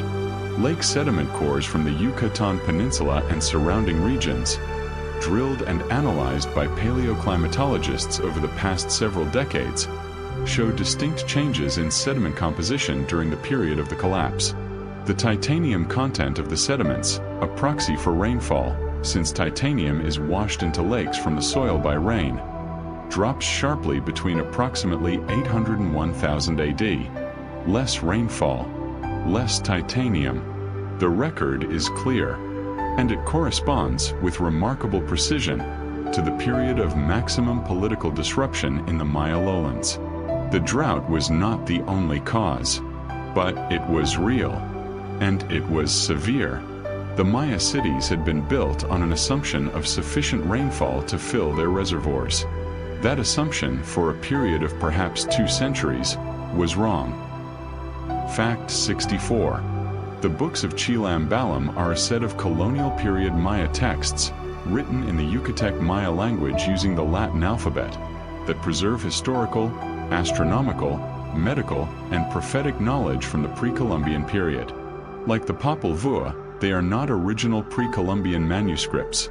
They are transcriptions made by Maya nobles and scribes in the 16th through 18th centuries of knowledge previously preserved in hieroglyphic books and oral tradition.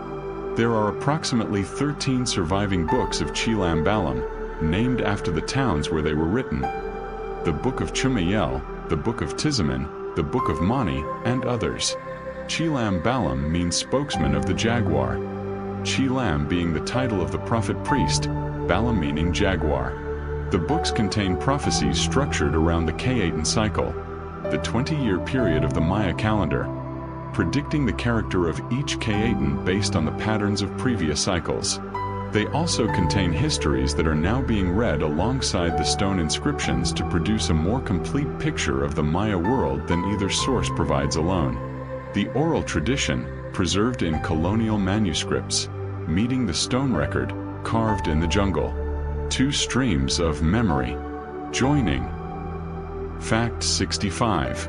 Chichen Itza, the most visited Maya site in the world, reached its greatest power in the terminal classic and early post-classic periods, after many of the southern lowland cities had already fallen silent.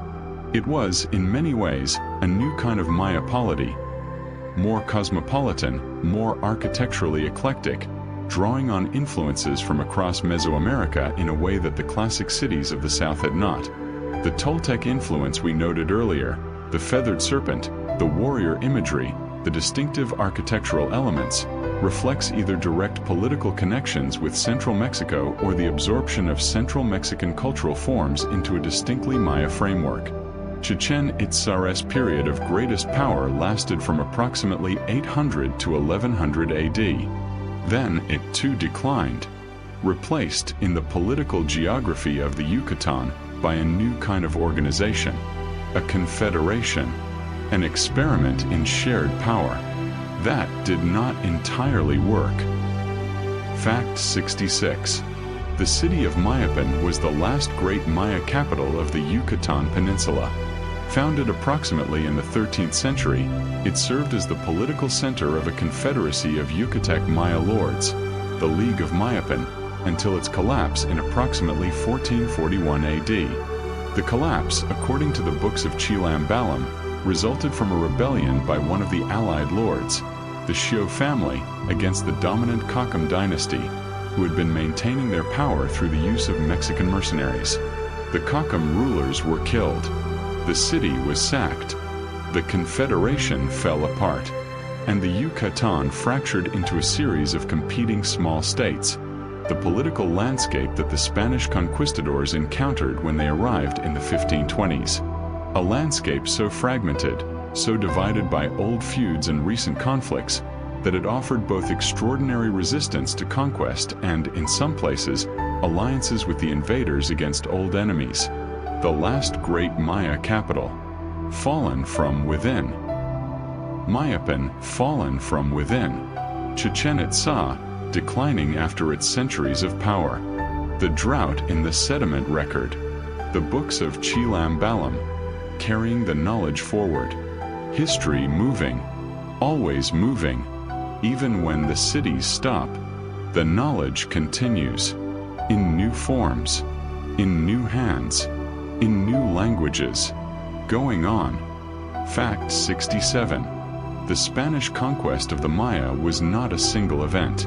Unlike the conquest of the Aztec Empire, accomplished in roughly 2 years, from 1519 to 1521, the Maya resisted Spanish conquest for nearly 2 centuries.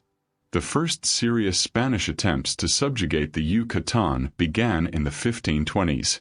The last independent Maya kingdom, the Itzar of the Petén, who maintained their capital at Najpatan, an island city in Lake Petén Itzá, was not conquered until 1697. 170 years of resistance. In the jungle, at the edges, in the places the Spanish could not easily reach. The Itzá capital, when the Spanish finally took it, was a city on an island in a jungle lake, accessible only by water, defensible, and populated by Maya who had maintained their political independence through the entire colonial period. The conquest of the last independent Maya kingdom happened within the lifetime of people who had heard stories from grandparents who remembered the conquest of the Aztecs. History moves faster than we sometimes imagine, and slower than we sometimes remember. Fact 68. The Maya codices, the pre-Columbian books that survived the burnings, are among the most important documents in the history of the Americas. Four are known to survive. The Dresden Codex, named for the library in Dresden where it was kept, contains astronomical tables, including the Venus Almanac, eclipse tables, and flood almanac. The Madrid Codex, the longest surviving Maya manuscript, contains almanacs for ritual and agricultural use. The Paris Codex contains information on Maya constellations and a Cayetan prophecy. The Grolier Codex, whose authenticity was disputed for decades after its appearance in the 1960s, was declared authentic by a major study in 2016, making it the oldest surviving Maya manuscript, dating to approximately 1230 AD. 4 books. From a library of hundreds, possibly thousands. Each one read now by the scholars who worked to understand the civilization that produced it. Each one a fragment of what was lost, and what, against everything, survived. Fact 69. The Maya highlands of Guatemala were home to a distinct branch of Maya civilization that developed in parallel with the lowland classic cities and survived the classic collapse. The Kitch, Caxical, and Mam Maya, among others, built their own cities in the mountain valleys, developed their own political systems, and maintained cultural traditions that connect, in unbroken continuity, to the highland Maya of today. The city of Camarcage, known in Spanish sources as Utatlan, was the capital of the Kitch Kingdom, the most powerful political entity in the highland Maya world at the time of the Spanish conquest. It was burned by the Spanish conquistador Pedro de Alvarado in 1524, after he had lured the Kitch lords to a meeting and had them executed. The city's ruins still exist, on a ridge above the town of Santa Cruz del Quiche.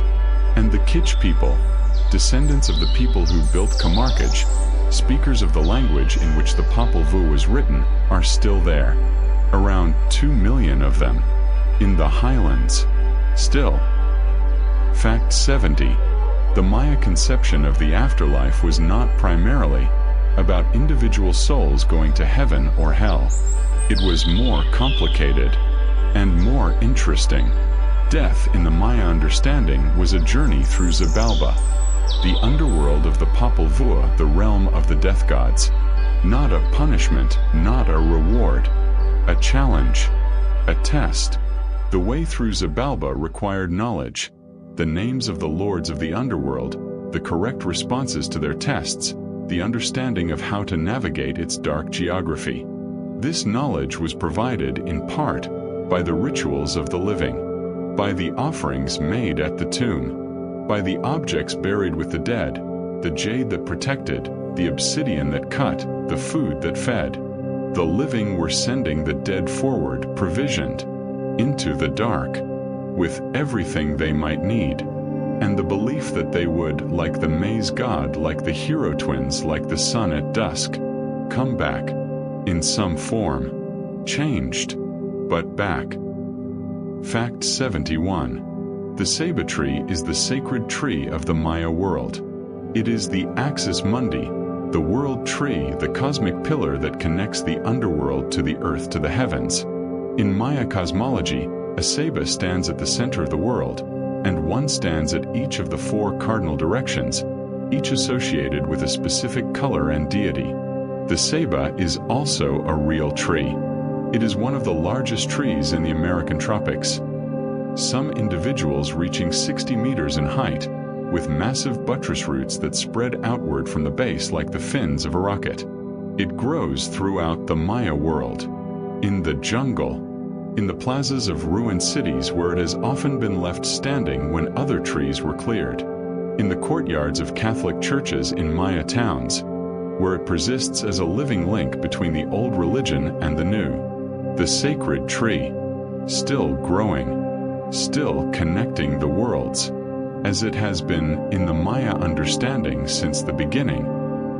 The ceiba is growing tonight, its roots in the underworld, its canopy in the sky, its trunk in the world where you are, the tree that holds the worlds together, still holding. The dead are on their journey, provisioned, moving through the dark with everything they need. And you are in the middle world, the world of the ceiba's trunk, the world between the underworld and the sky, which is exactly where you should be, warm, held, in the middle of the tree, in the middle of the night, in the middle of a story that has been going on since the beginning, and will go on, long after tonight.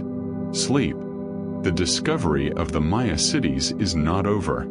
This is the thing that distinguishes Maya archaeology from the archaeology of many other ancient civilizations. In Egypt, the major sites have been known for centuries. In Mesopotamia, the great cities were excavated in the 19th and 20th centuries and are now largely mapped, if not fully understood. In the Maya world, the jungle is still giving up its secrets. Not in a trickle, in a flood. The LiDAR technology that revealed 60,000 structures in 2018 has since been applied to more and more of the Maya region, and each new survey finds more than anyone expected. The cities are not done being discovered. The inscriptions are not done being read. The tombs are not done being opened. And the people who are doing the discovering, the reading, the opening, they include Maya scholars, Maya archaeologists, Maya epigraphers, descendants of the people who built the cities, reclaiming their own history. The story is still being told by the people whose story it is. Fact 72. The agricultural systems of the classic Maya were far more intensive and far more sophisticated than early scholars believed. For much of the 20th century, the dominant model of classic Maya agriculture was swidden, slash and burn. Clear a plot of jungle, farm it for a few years until the soil is exhausted, move on, let the jungle reclaim it, return years later when the soil has recovered. This model cannot support a population of 10 to 20 million people. The LiDAR surveys have revealed why. The Maya were not primarily slash and burn farmers. They were intensive farmers, managing the landscape at a scale that was simply invisible from the ground or from older survey methods. Raised field agriculture. Mounded fields built up above the level of seasonal flooding, separated by canals that drained excess water and provided fish and aquatic plants, has been found across extensive areas of the lowland Maya world. Terrace agriculture. Hillsides cut into level shelves to reduce erosion and maximize cultivable land, has been found across the highland regions and parts of the lowlands. The Maya landscape was not jungle with cities in it. It was a managed agricultural landscape at an enormous scale, with jungle preserved in patches. The whole picture was the opposite of what we thought. Fact 73. The site of Zunantunik in western Belize contains one of the most recently completed major discoveries in Maya archaeology. In 2016, archaeologists excavating beneath a pyramid at the site discovered a royal tomb. Inside was the body of a man of approximately 20 to 30 years old, buried with jade, ceramic vessels, and obsidian, the standard accoutrements of a classic Maya elite burial. And the tomb was sealed beneath a frieze. A stucco frieze, painted and carved in the style of late classic Maya monumental art, depicting scenes from the Popol Vuh, including the hero twins and their encounter with the lords of Xibalba. The frieze was not known to exist before the excavation. The largest known stucco frieze in Belize. Found because someone decided to excavate beneath a pyramid that had been partially excavated before. Found because the work continues. Fact 74. The cenotes of the Yucatan Peninsula are not merely water sources and ritual sites. They are archives. The same conditions that made cenotes sacred, their connection to the underground water system, their depth, their relative isolation from surface contamination, have also preserved extraordinary organic material at their bottoms. Pollen, preserved in the still water, recording the changing vegetation of the Yucatan over thousands of years. Bones of extinct animals, ground sloths, gomphotheres, ancient horses. From the Pleistocene, the period before the current Holocene epoch, when the water table was lower and the cenotes were dry caves. And human remains. Not only sacrificial victims from the classic and post-classic periods, but people from much earlier. In the flooded caves of the Yucatan, archaeologists have found human skeletons dating to over 12,000 years ago. Some of the oldest human remains in the Americas, in the same underground water system that the Maya used for their rituals, in the same water that fed their cities. The cenotes connect the present to the Pleistocene, in the dark of the water, going all the way down. The cenotes going all the way down, 12,000 years of people, in the same water, the same dark, everything connected, everything preserved, in the still water. That does not hurry.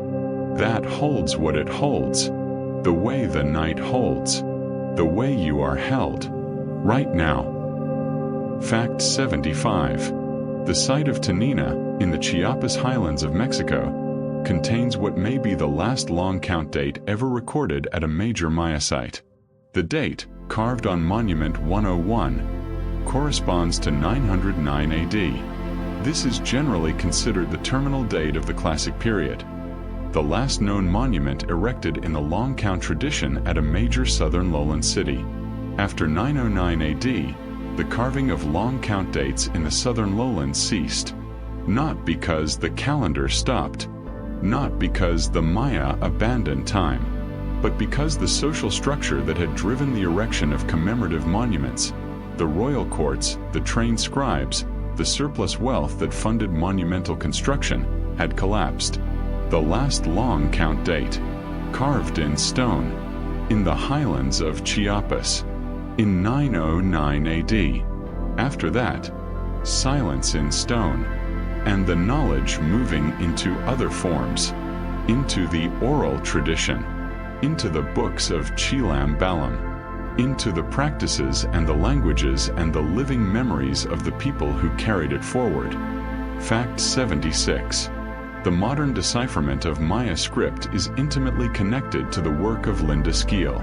Skeel was an American art historian who attended a meeting of Maya scholars in Palenque in 1973, her first encounter with Maya epigraphy, and spent the rest of her life working on the decipherment. She is credited with key breakthroughs in understanding the dynastic history of Palenque and the structure of Maya writing, including the identification of the glyph for bloodletting, which unlocked the interpretation of an entire category of scenes in Maya art. She was also extraordinary in her commitment to sharing the decipherment with the descendants of the people who had written the original texts.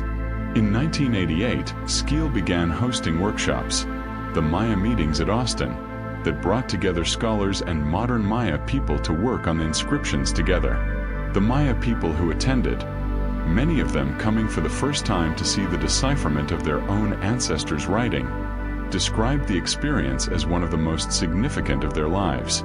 The language returned to the people it belonged to, in a university meeting room in Texas. Fact 77. The ancient Maya city of Caracol, the enormous Belize site we visited earlier, has, in recent years, been the focus of an extraordinary mapping project. Using LiDAR surveys conducted between 2009 and 2018, archaeologists Arlen and Diane Chase have produced the most detailed map ever made of a Maya city. The map shows not just the major ceremonial buildings, the pyramids and the palaces, but the entire urban fabric of the city, the residential areas, the causeways connecting residential groups to the city center, the agricultural terraces, the reservoirs, What the map reveals is a city of remarkable social complexity. Karakol was not a small elite surrounded by a large peasant population. It was a city with a substantial middle-class, intermediate-sized residences, with their own small shrines and their own caches of offerings, that suggest a social stratification more nuanced than the simple pyramid and palace model of earlier scholarship. A city of 177 square kilometers, with a middle class, in the jungle, in the 7th century AD. Fact 78. The Maya practice of caching, the deliberate burial of objects beneath floors, within walls, and under the floors of shrines, was not a funerary practice. Caches were not burials of the dead. They were offerings to the living earth, placed at the foundation of new buildings, at the completion of calendar cycles, at moments of cosmological significance. The objects, jade, obsidian, ceramic vessels, shell, flint, were placed in the earth as food for the building, as payment to the ground for being built upon, as the establishment of a covenant between the people who built and the ground that supported them. Excavating a Maya building is, therefore, an exercise in reading a palimpsest of intentions. Every cache was placed deliberately. Every cache records a moment when someone, a king, a priest, a builder, bent down and put something in the ground. A specific person, at a specific moment, in a specific year of the long count, placing something in the earth that we have now found, centuries later, still there. Fact 79. The site of Aguatica, in the Petexbatan region of Guatemala, was attacked and burned around 810 AD. The attack was so sudden and so complete that the inhabitants fled, leaving behind everything they owned. Excavations in the 1990s and 2000s, led by Japanese archaeologist Takashi Inomata, found the city exactly as it had been left in the moment of abandonment. Workshops still containing tools, rooms still containing the objects the occupants had been using, middens, rubbish dumps containing the organic debris of daily life, preserved in the waterlogged soil.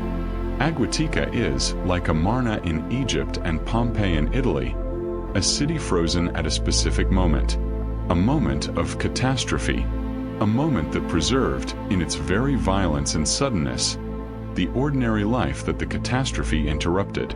Bone needles, grinding stones, the remains of a meal prepared but not eaten, the ordinary life of a Maya city on the night before it ended, still visible, still present, in the soil of the Guatemalan jungle. Fact 80. The Maya are still discovering their own history. This is perhaps the most important fact in this entire series. The descendants of the people who built Tikal and Palenque and Copan and El Mirador are not passive subjects of archaeological study. They are participants in it. Maya linguists are working on the decipherment of inscriptions in languages closely related to their own. Maya archaeologists are excavating their own ancestor cities. Maya communities are making decisions about how and whether specific sites are excavated, and what happens to the objects found within them. The relationship between archaeology and the descendant community has been, in many places and for many years, fraught with the same colonial dynamics that shaped the history of Maya studies from its beginning. That relationship is changing, slowly, imperfectly, but genuinely. The people whose story this is are increasingly the people telling it. And what they bring to the telling, the linguistic knowledge, the cultural knowledge, the living connection to traditions that stretch back to the civilization being studied, produces a different kind of understanding. A deeper kind. The cities are not dead. They are in the custody of the living. We are at the last cities. The last 20 things to know tonight about this civilization that built in the jungle and was hidden by the jungle and is being found, still, by the people who care enough to look. And the jungle is warm tonight. The insects are steady. The ceiba is growing. The pyramids are patient. And somewhere in the Petén, in the Yucatan, in the highlands of Guatemala, and the lowlands of Belize and the river valleys of Chiapas, someone is going to find something tomorrow that will change what we understand. But that is tomorrow. Tonight, we finish the story. Or rather, we find the place where the story does not end. Because the story of the Maya does not end. It is still being told. Come the rest of the way in. Fact 81. The name of every classic Maya city that we know today is, in most cases, a modern scholarly name, not the original Maya name. Tikal is a Yucatec Maya word meaning something like the place of the voices of the spirits. It was given to the site in the 19th century by the local Maya guides who showed it to modern explorers. Whether it was the city's original name is not known. Palenque comes from a nearby Spanish colonial town. Copan is an indigenous word, but not certainly the ancient name of the city. The glyphs on the monuments name the cities, but the glyph names are emblem glyphs, and they record the name of the ruling dynasty or the patron deity rather than the city itself. Reading the actual ancient name of a Maya city from its own inscriptions is possible in some cases and uncertain in others. Tikal's emblem glyph has been transliterated as Mutal, possibly meaning a knotted bundle, possibly the name of the place, possibly the name of the founding dynasty. The city we call Tikal may have been called Mutal, may have been called something else entirely. The jungle knows. The stones know. And slowly, carefully, we are learning to ask them the right questions. Fact 82. The Maya city of Ekbalam, in the northern Yucatan, was rediscovered in the modern sense in the 1980s, but was not seriously excavated until 1994. When archaeologists opened the main pyramid, the Acropolis, they found its upper temple almost perfectly preserved, because it had been sealed with a fill of stone and rubble in the 9th or 10th century, apparently deliberately, apparently to protect what was inside. What was inside was a tomb. The tomb of a king named Yucat Kanluke Tak, who ruled Ekbalam in the 9th century AD, and the facade of the tomb chamber was decorated with a series of stucco figures of extraordinary quality. Seated figures with wings, figures with scrolling details, figures arranged in scenes of the underworld journey, all intact, all still carrying traces of their original paint. The quality of the stucco work was so high that the figures were compared, when photographs were published, to the best Maya sculpture anywhere in the world. Found because the builders had sealed it. Found because the sealing had preserved it. Found because, in the 9th century, someone had understood that some things were worth protecting, even from time. Fact 83. The site of Cibol, also spelled Cibol, in the Petexbatan region of Guatemala, was one of the few southern lowland Maya cities to survive and even grow during the Terminal Classic period, when most of its neighbors were collapsing. It received an influx of new population, people with cultural traits from the Gulf Coast region, suggesting migration from the coast as the political situation in the lowlands deteriorated. Cibol's stelae from this late period show figures with distinctly non-classic stylistic traits, different facial features, different costume elements, alongside the traditional long count dates and hieroglyphic texts. A city absorbing newcomers, changing, adapting, finding a way to continue when the world around it was ending. The Maya of Cibol in the 9th century AD were doing what people have always done when the world changes faster than expected: adjusting, incorporating the new, making something new from the collision of traditions. Going on. Fact 84. The Jade Mask of Calakmul. In 1984, Mexican archaeologist Ramon Carrasco Vargas and his team discovered a royal tomb in the main pyramid of Calakmul. Structure 2, the largest pyramid at the site. Inside was a burial of extraordinary richness, the body of a ruler covered almost entirely in jade. Hundreds of jade pieces assembled into a mosaic covering the face, the torso, the hands and feet. The jade mask is considered one of the finest examples of Maya lapidary art ever found. It is now displayed at the National Museum of Anthropology in Mexico City. But it was the second jade mask found at Calakmul. Subsequent excavations found more royal tombs, more jade masks. A city so rich in royal burials that the archaeologists kept finding them. The Snake Kingdom in its pyramids, wearing jade. Still. Fact 85. The ancient Maya practiced terraforming. Not in the science fiction sense, but in the most literal sense of the word.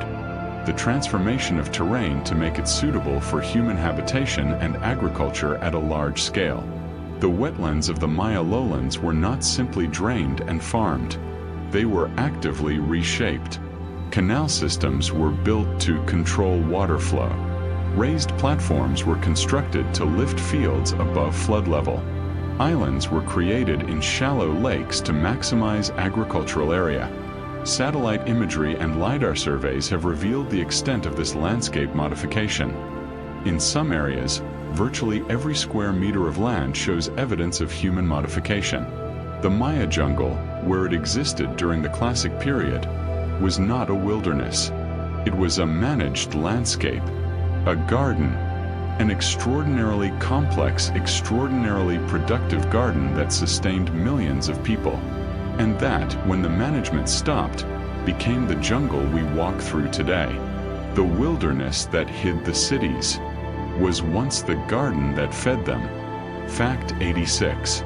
The colorful textiles of the modern Maya, the hand-woven huipiles of the highland Guatemalan women, the intricately patterned fabrics of the Yucatec and Chiapas Maya are direct descendants of a tradition stretching back at least 2,000 years. The designs woven into these textiles are not decorative patterns in the Western sense, arbitrary aesthetic choices. They are records. Each community has its own designs, its own color combinations, its own symbolic vocabulary that identifies the wearer's village, her family, her social position, her ritual obligations.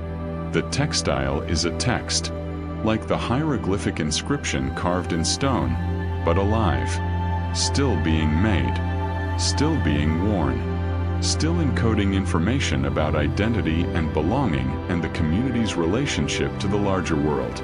Woven from cotton that the Maya have been growing and dyeing for 2,000 years. In colors produced from the same plants and insects that their ancestors used. The cities are in ruins. The textiles are in use, still being made, still being read, by the people who know what they say. Fact 87. The city of Chichen Itza receives over 2 million visitors per year. On the spring and autumn equinoxes, tens of thousands of people gather at El Castillo, the temple of Kukulkan, to watch the shadow serpent descend the northern staircase. They come from every country. They stand in the plaza of a city built 1,000 years ago, in a jungle in Mexico, to watch a shadow that was engineered by people who had been watching the sky for centuries before them. The equinox crowd is not an archaeologically precise experience. The press of people, the smartphones, the souvenir vendors, is not how the ancient Maya experienced the ceremony. But the shadow is the same shadow. The sun is the same sun. The serpent descends on the same schedule it has always descended. And whatever the people standing in the plaza feel when the shadow takes its form, the recognition of something precise and intentional, the awareness of the intelligence that produced it, the odd intimacy of seeing something made for this exact moment still working after 1,000 years, that feeling is real. Whatever it is real. Fact 88. The ancient Maya site of Izamal, in the northern Yucatan, is one of the few places where the relationship between ancient Maya culture and Spanish colonial culture is physically visible in a single landscape. The Spanish built a convent, the Convento de San Antonio de Padua, completed in 1561, on the platform of a massive Maya pyramid. The pyramid's platform became the foundation and atrium of the convent. The stones of the pyramid became the stones of the convent. The sacred site became a sacred site. Different gods, different prayers. But the same ground, the same stones, repurposed. The same human impulse to make a sacred place at this particular location, for reasons that go back further than either tradition can document. The town of Izamil today is painted entirely yellow. Every building, every wall, every surface. A colonial tradition that makes the entire town glow in the afternoon light. And in the yellow town, the pyramid convent stands. Ancient and colonial. Maya and Spanish. Inseparable. The way history is always inseparable from what came after it. Fact 89. The word jaguar comes from the Tupi language of South America, yaguara, meaning he who kills with one leap. But the jaguar of the Maya, the Balam, was not merely an animal. It was the most powerful symbol in the Maya world. The night sun, the lord of the underworld, the spirit companion of kings. The animal form taken by the highest shamanic practitioners when they entered the trance state that allowed them to travel between worlds. Jaguar skins were the royal textile, worn by kings, draped over thrones. The jaguar spots were the stars of the night sky. Its spotted coat was the night itself. The jaguar moved through darkness with complete confidence, with complete mastery. The way the Maya king was supposed to move through the darkness of Xibalba. With knowledge, with confidence, not afraid, just moving through the dark. The way things that know the dark are never afraid of it. The jaguar is moving through the jungle tonight. It has always been moving through the jungle. Spotted like the night sky. Master of the dark.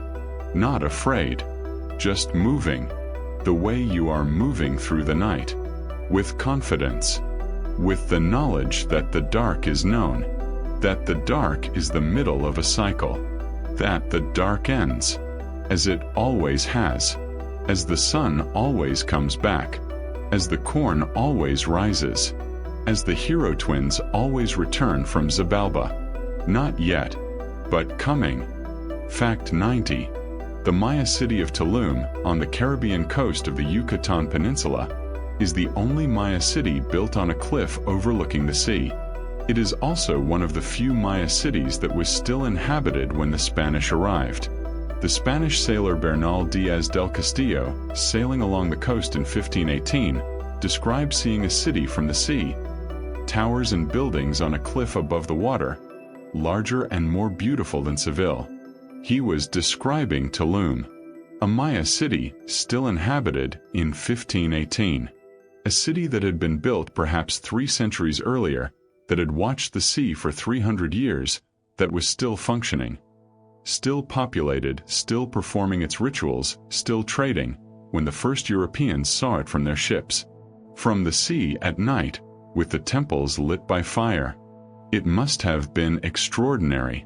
Fact 91. The hieroglyphic inscription that finally broke the code of Maya dynastic history was not found at a famous site.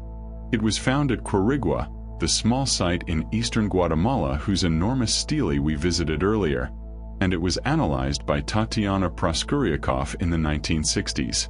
Proskuryakov noticed that the dated events on the Quirigua monuments fell within the span of a human lifetime. This should have been obvious. It had not been. She identified the pattern, an early date corresponding to birth, a later date corresponding to accession to power, subsequent dates corresponding to events within the reign, and demonstrated conclusively that the long count dates recorded actual human lives, actual kings, actual events. The cities stopped being abstract archaeological puzzles. They became human stories. And the first human story to emerge from the analysis was a small city in eastern Guatemala, where a man was born, and came to power, and raised an enormous stone to say so. Still standing. Fact 92. There are approximately 30 still unread Maya texts, not inscriptions that have been partially deciphered. Texts that remain, despite the progress of the past 5 decades, still substantially illegible. Some are in damaged condition.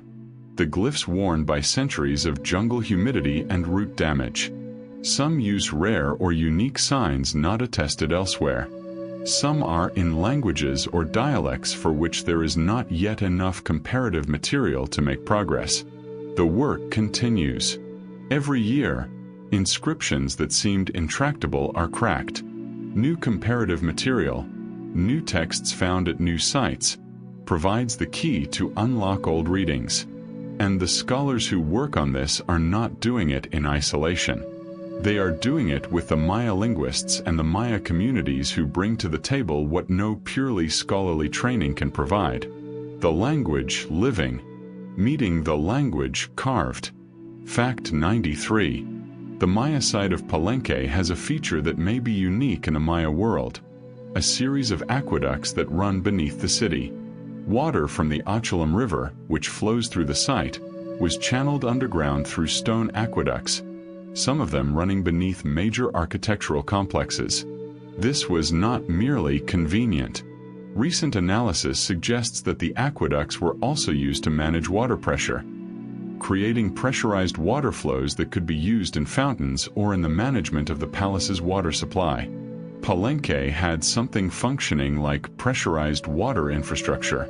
In the 7th century AD, in the jungle, the engineering of Palenque continues to reveal new sophistication the more carefully it is studied. The people who built this city knew what they were doing, and they were doing more of it than we have yet fully understood. Fact 94. The Mérida Declaration of 2021 was a statement issued by representatives of modern Maya communities across Mexico and Central America, asserting their right to be consulted on and to participate in the management of their cultural heritage. It was directed, in part, at the international archaeological community that had spent a century excavating Maya sites without meaningful engagement with the people whose ancestors built them. The declaration is not a legal instrument. It does not have the force of international law, but it represents something important. The assertion by 7 million living people that the past is not simply the property of whoever has the resources to excavate it. That heritage belongs to the living community as much as to the academic discipline. That the cities were not abandoned. They were left. And the people who left them are still here. Fact 95. The Jaguar Oracle at Tulum, a small temple at the far end of the site, overlooking the Caribbean, may have been used as a lighthouse. A small window in the back wall, angled precisely, would have produced a focused beam of light visible from the sea at a specific angle. A light to guide the canoe traders along the coast. A light saying, "Here, come here, this is the place." The Maya coast was one of the most active trading coasts in the ancient Americas. Canoes traveled the entire coastline of the Yucatan and beyond, carrying goods between the Maya world and the Caribbean islands and the Gulf Coast and the regions further south. And at Tulum, on its cliff above the sea, a light, in a temple, saying, "Here." 1,000 years of ships guided in by a window in a temple wall. Fact 96. The Maya ball game, which we encountered early in our journey, left its mark not only in the archaeological record but in the living cultures of Mesoamerica. A game called ulama, played with a solid rubber ball, struck with the hips, the fundamental rules recognizable as descended from the ancient pits, is still played in parts of northwestern Mexico. Living players. Playing the game that was played in the courts of Tikal and Copan and Chichen Itza, not as a historical recreation, as a living sport. A tradition unbroken, continued by the people who are the descendants of the people who played, on courts that are not stone monuments in a jungle, on courts that are simply courts, where the game is played, because the game has always been played. Fact 97.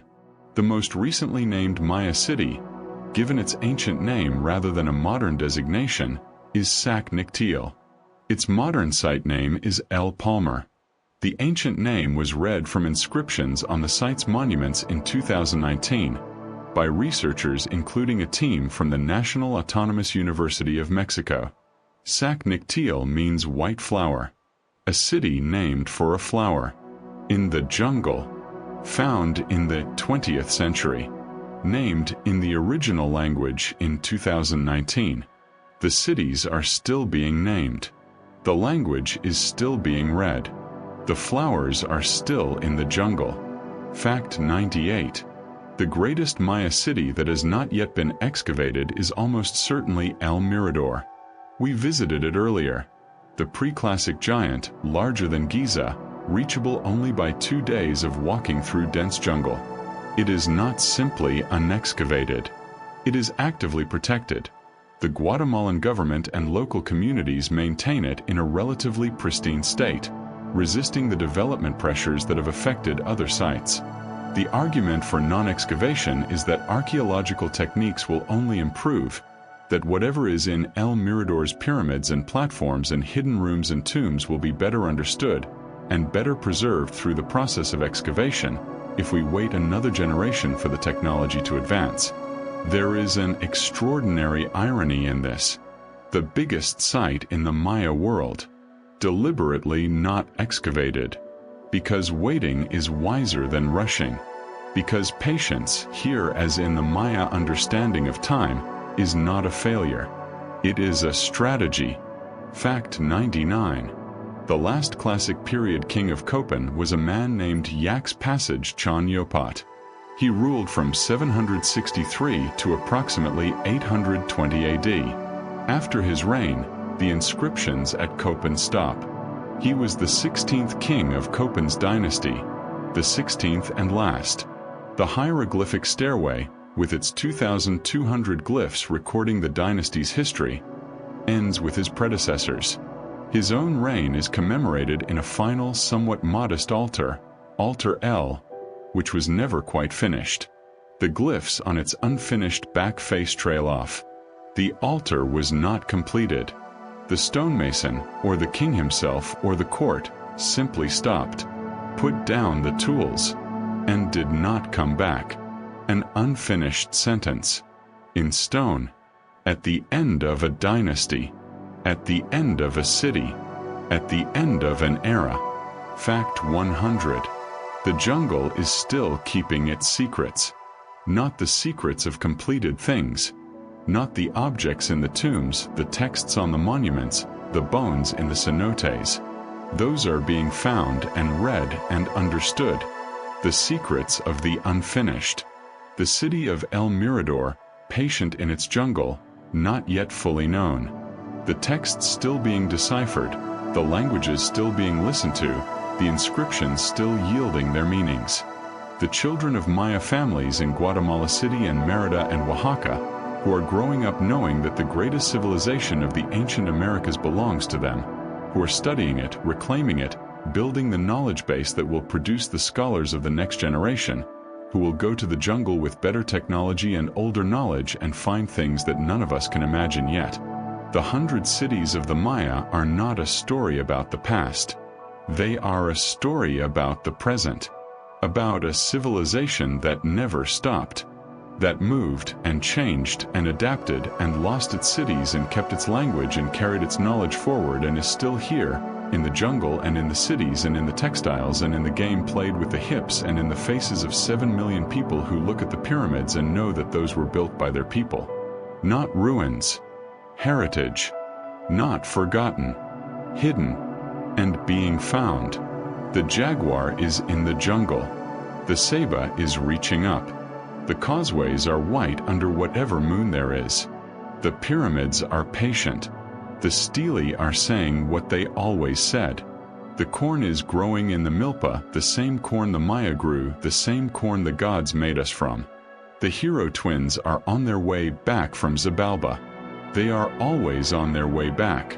And you are in the middle world, the world of the living, warm, between the roots and the sky, held by the tree, held by the night, by the same dark that held the Maya kings in their jade, and the scribes at their conch shell inkwells, and the astronomers on the tops of their pyramids, and the farmers in their raised fields, and the weavers at their looms, and the children playing pits in the late afternoon, and the 7 million people now, and you, tonight, in this, the same dark, that always comes before the same light.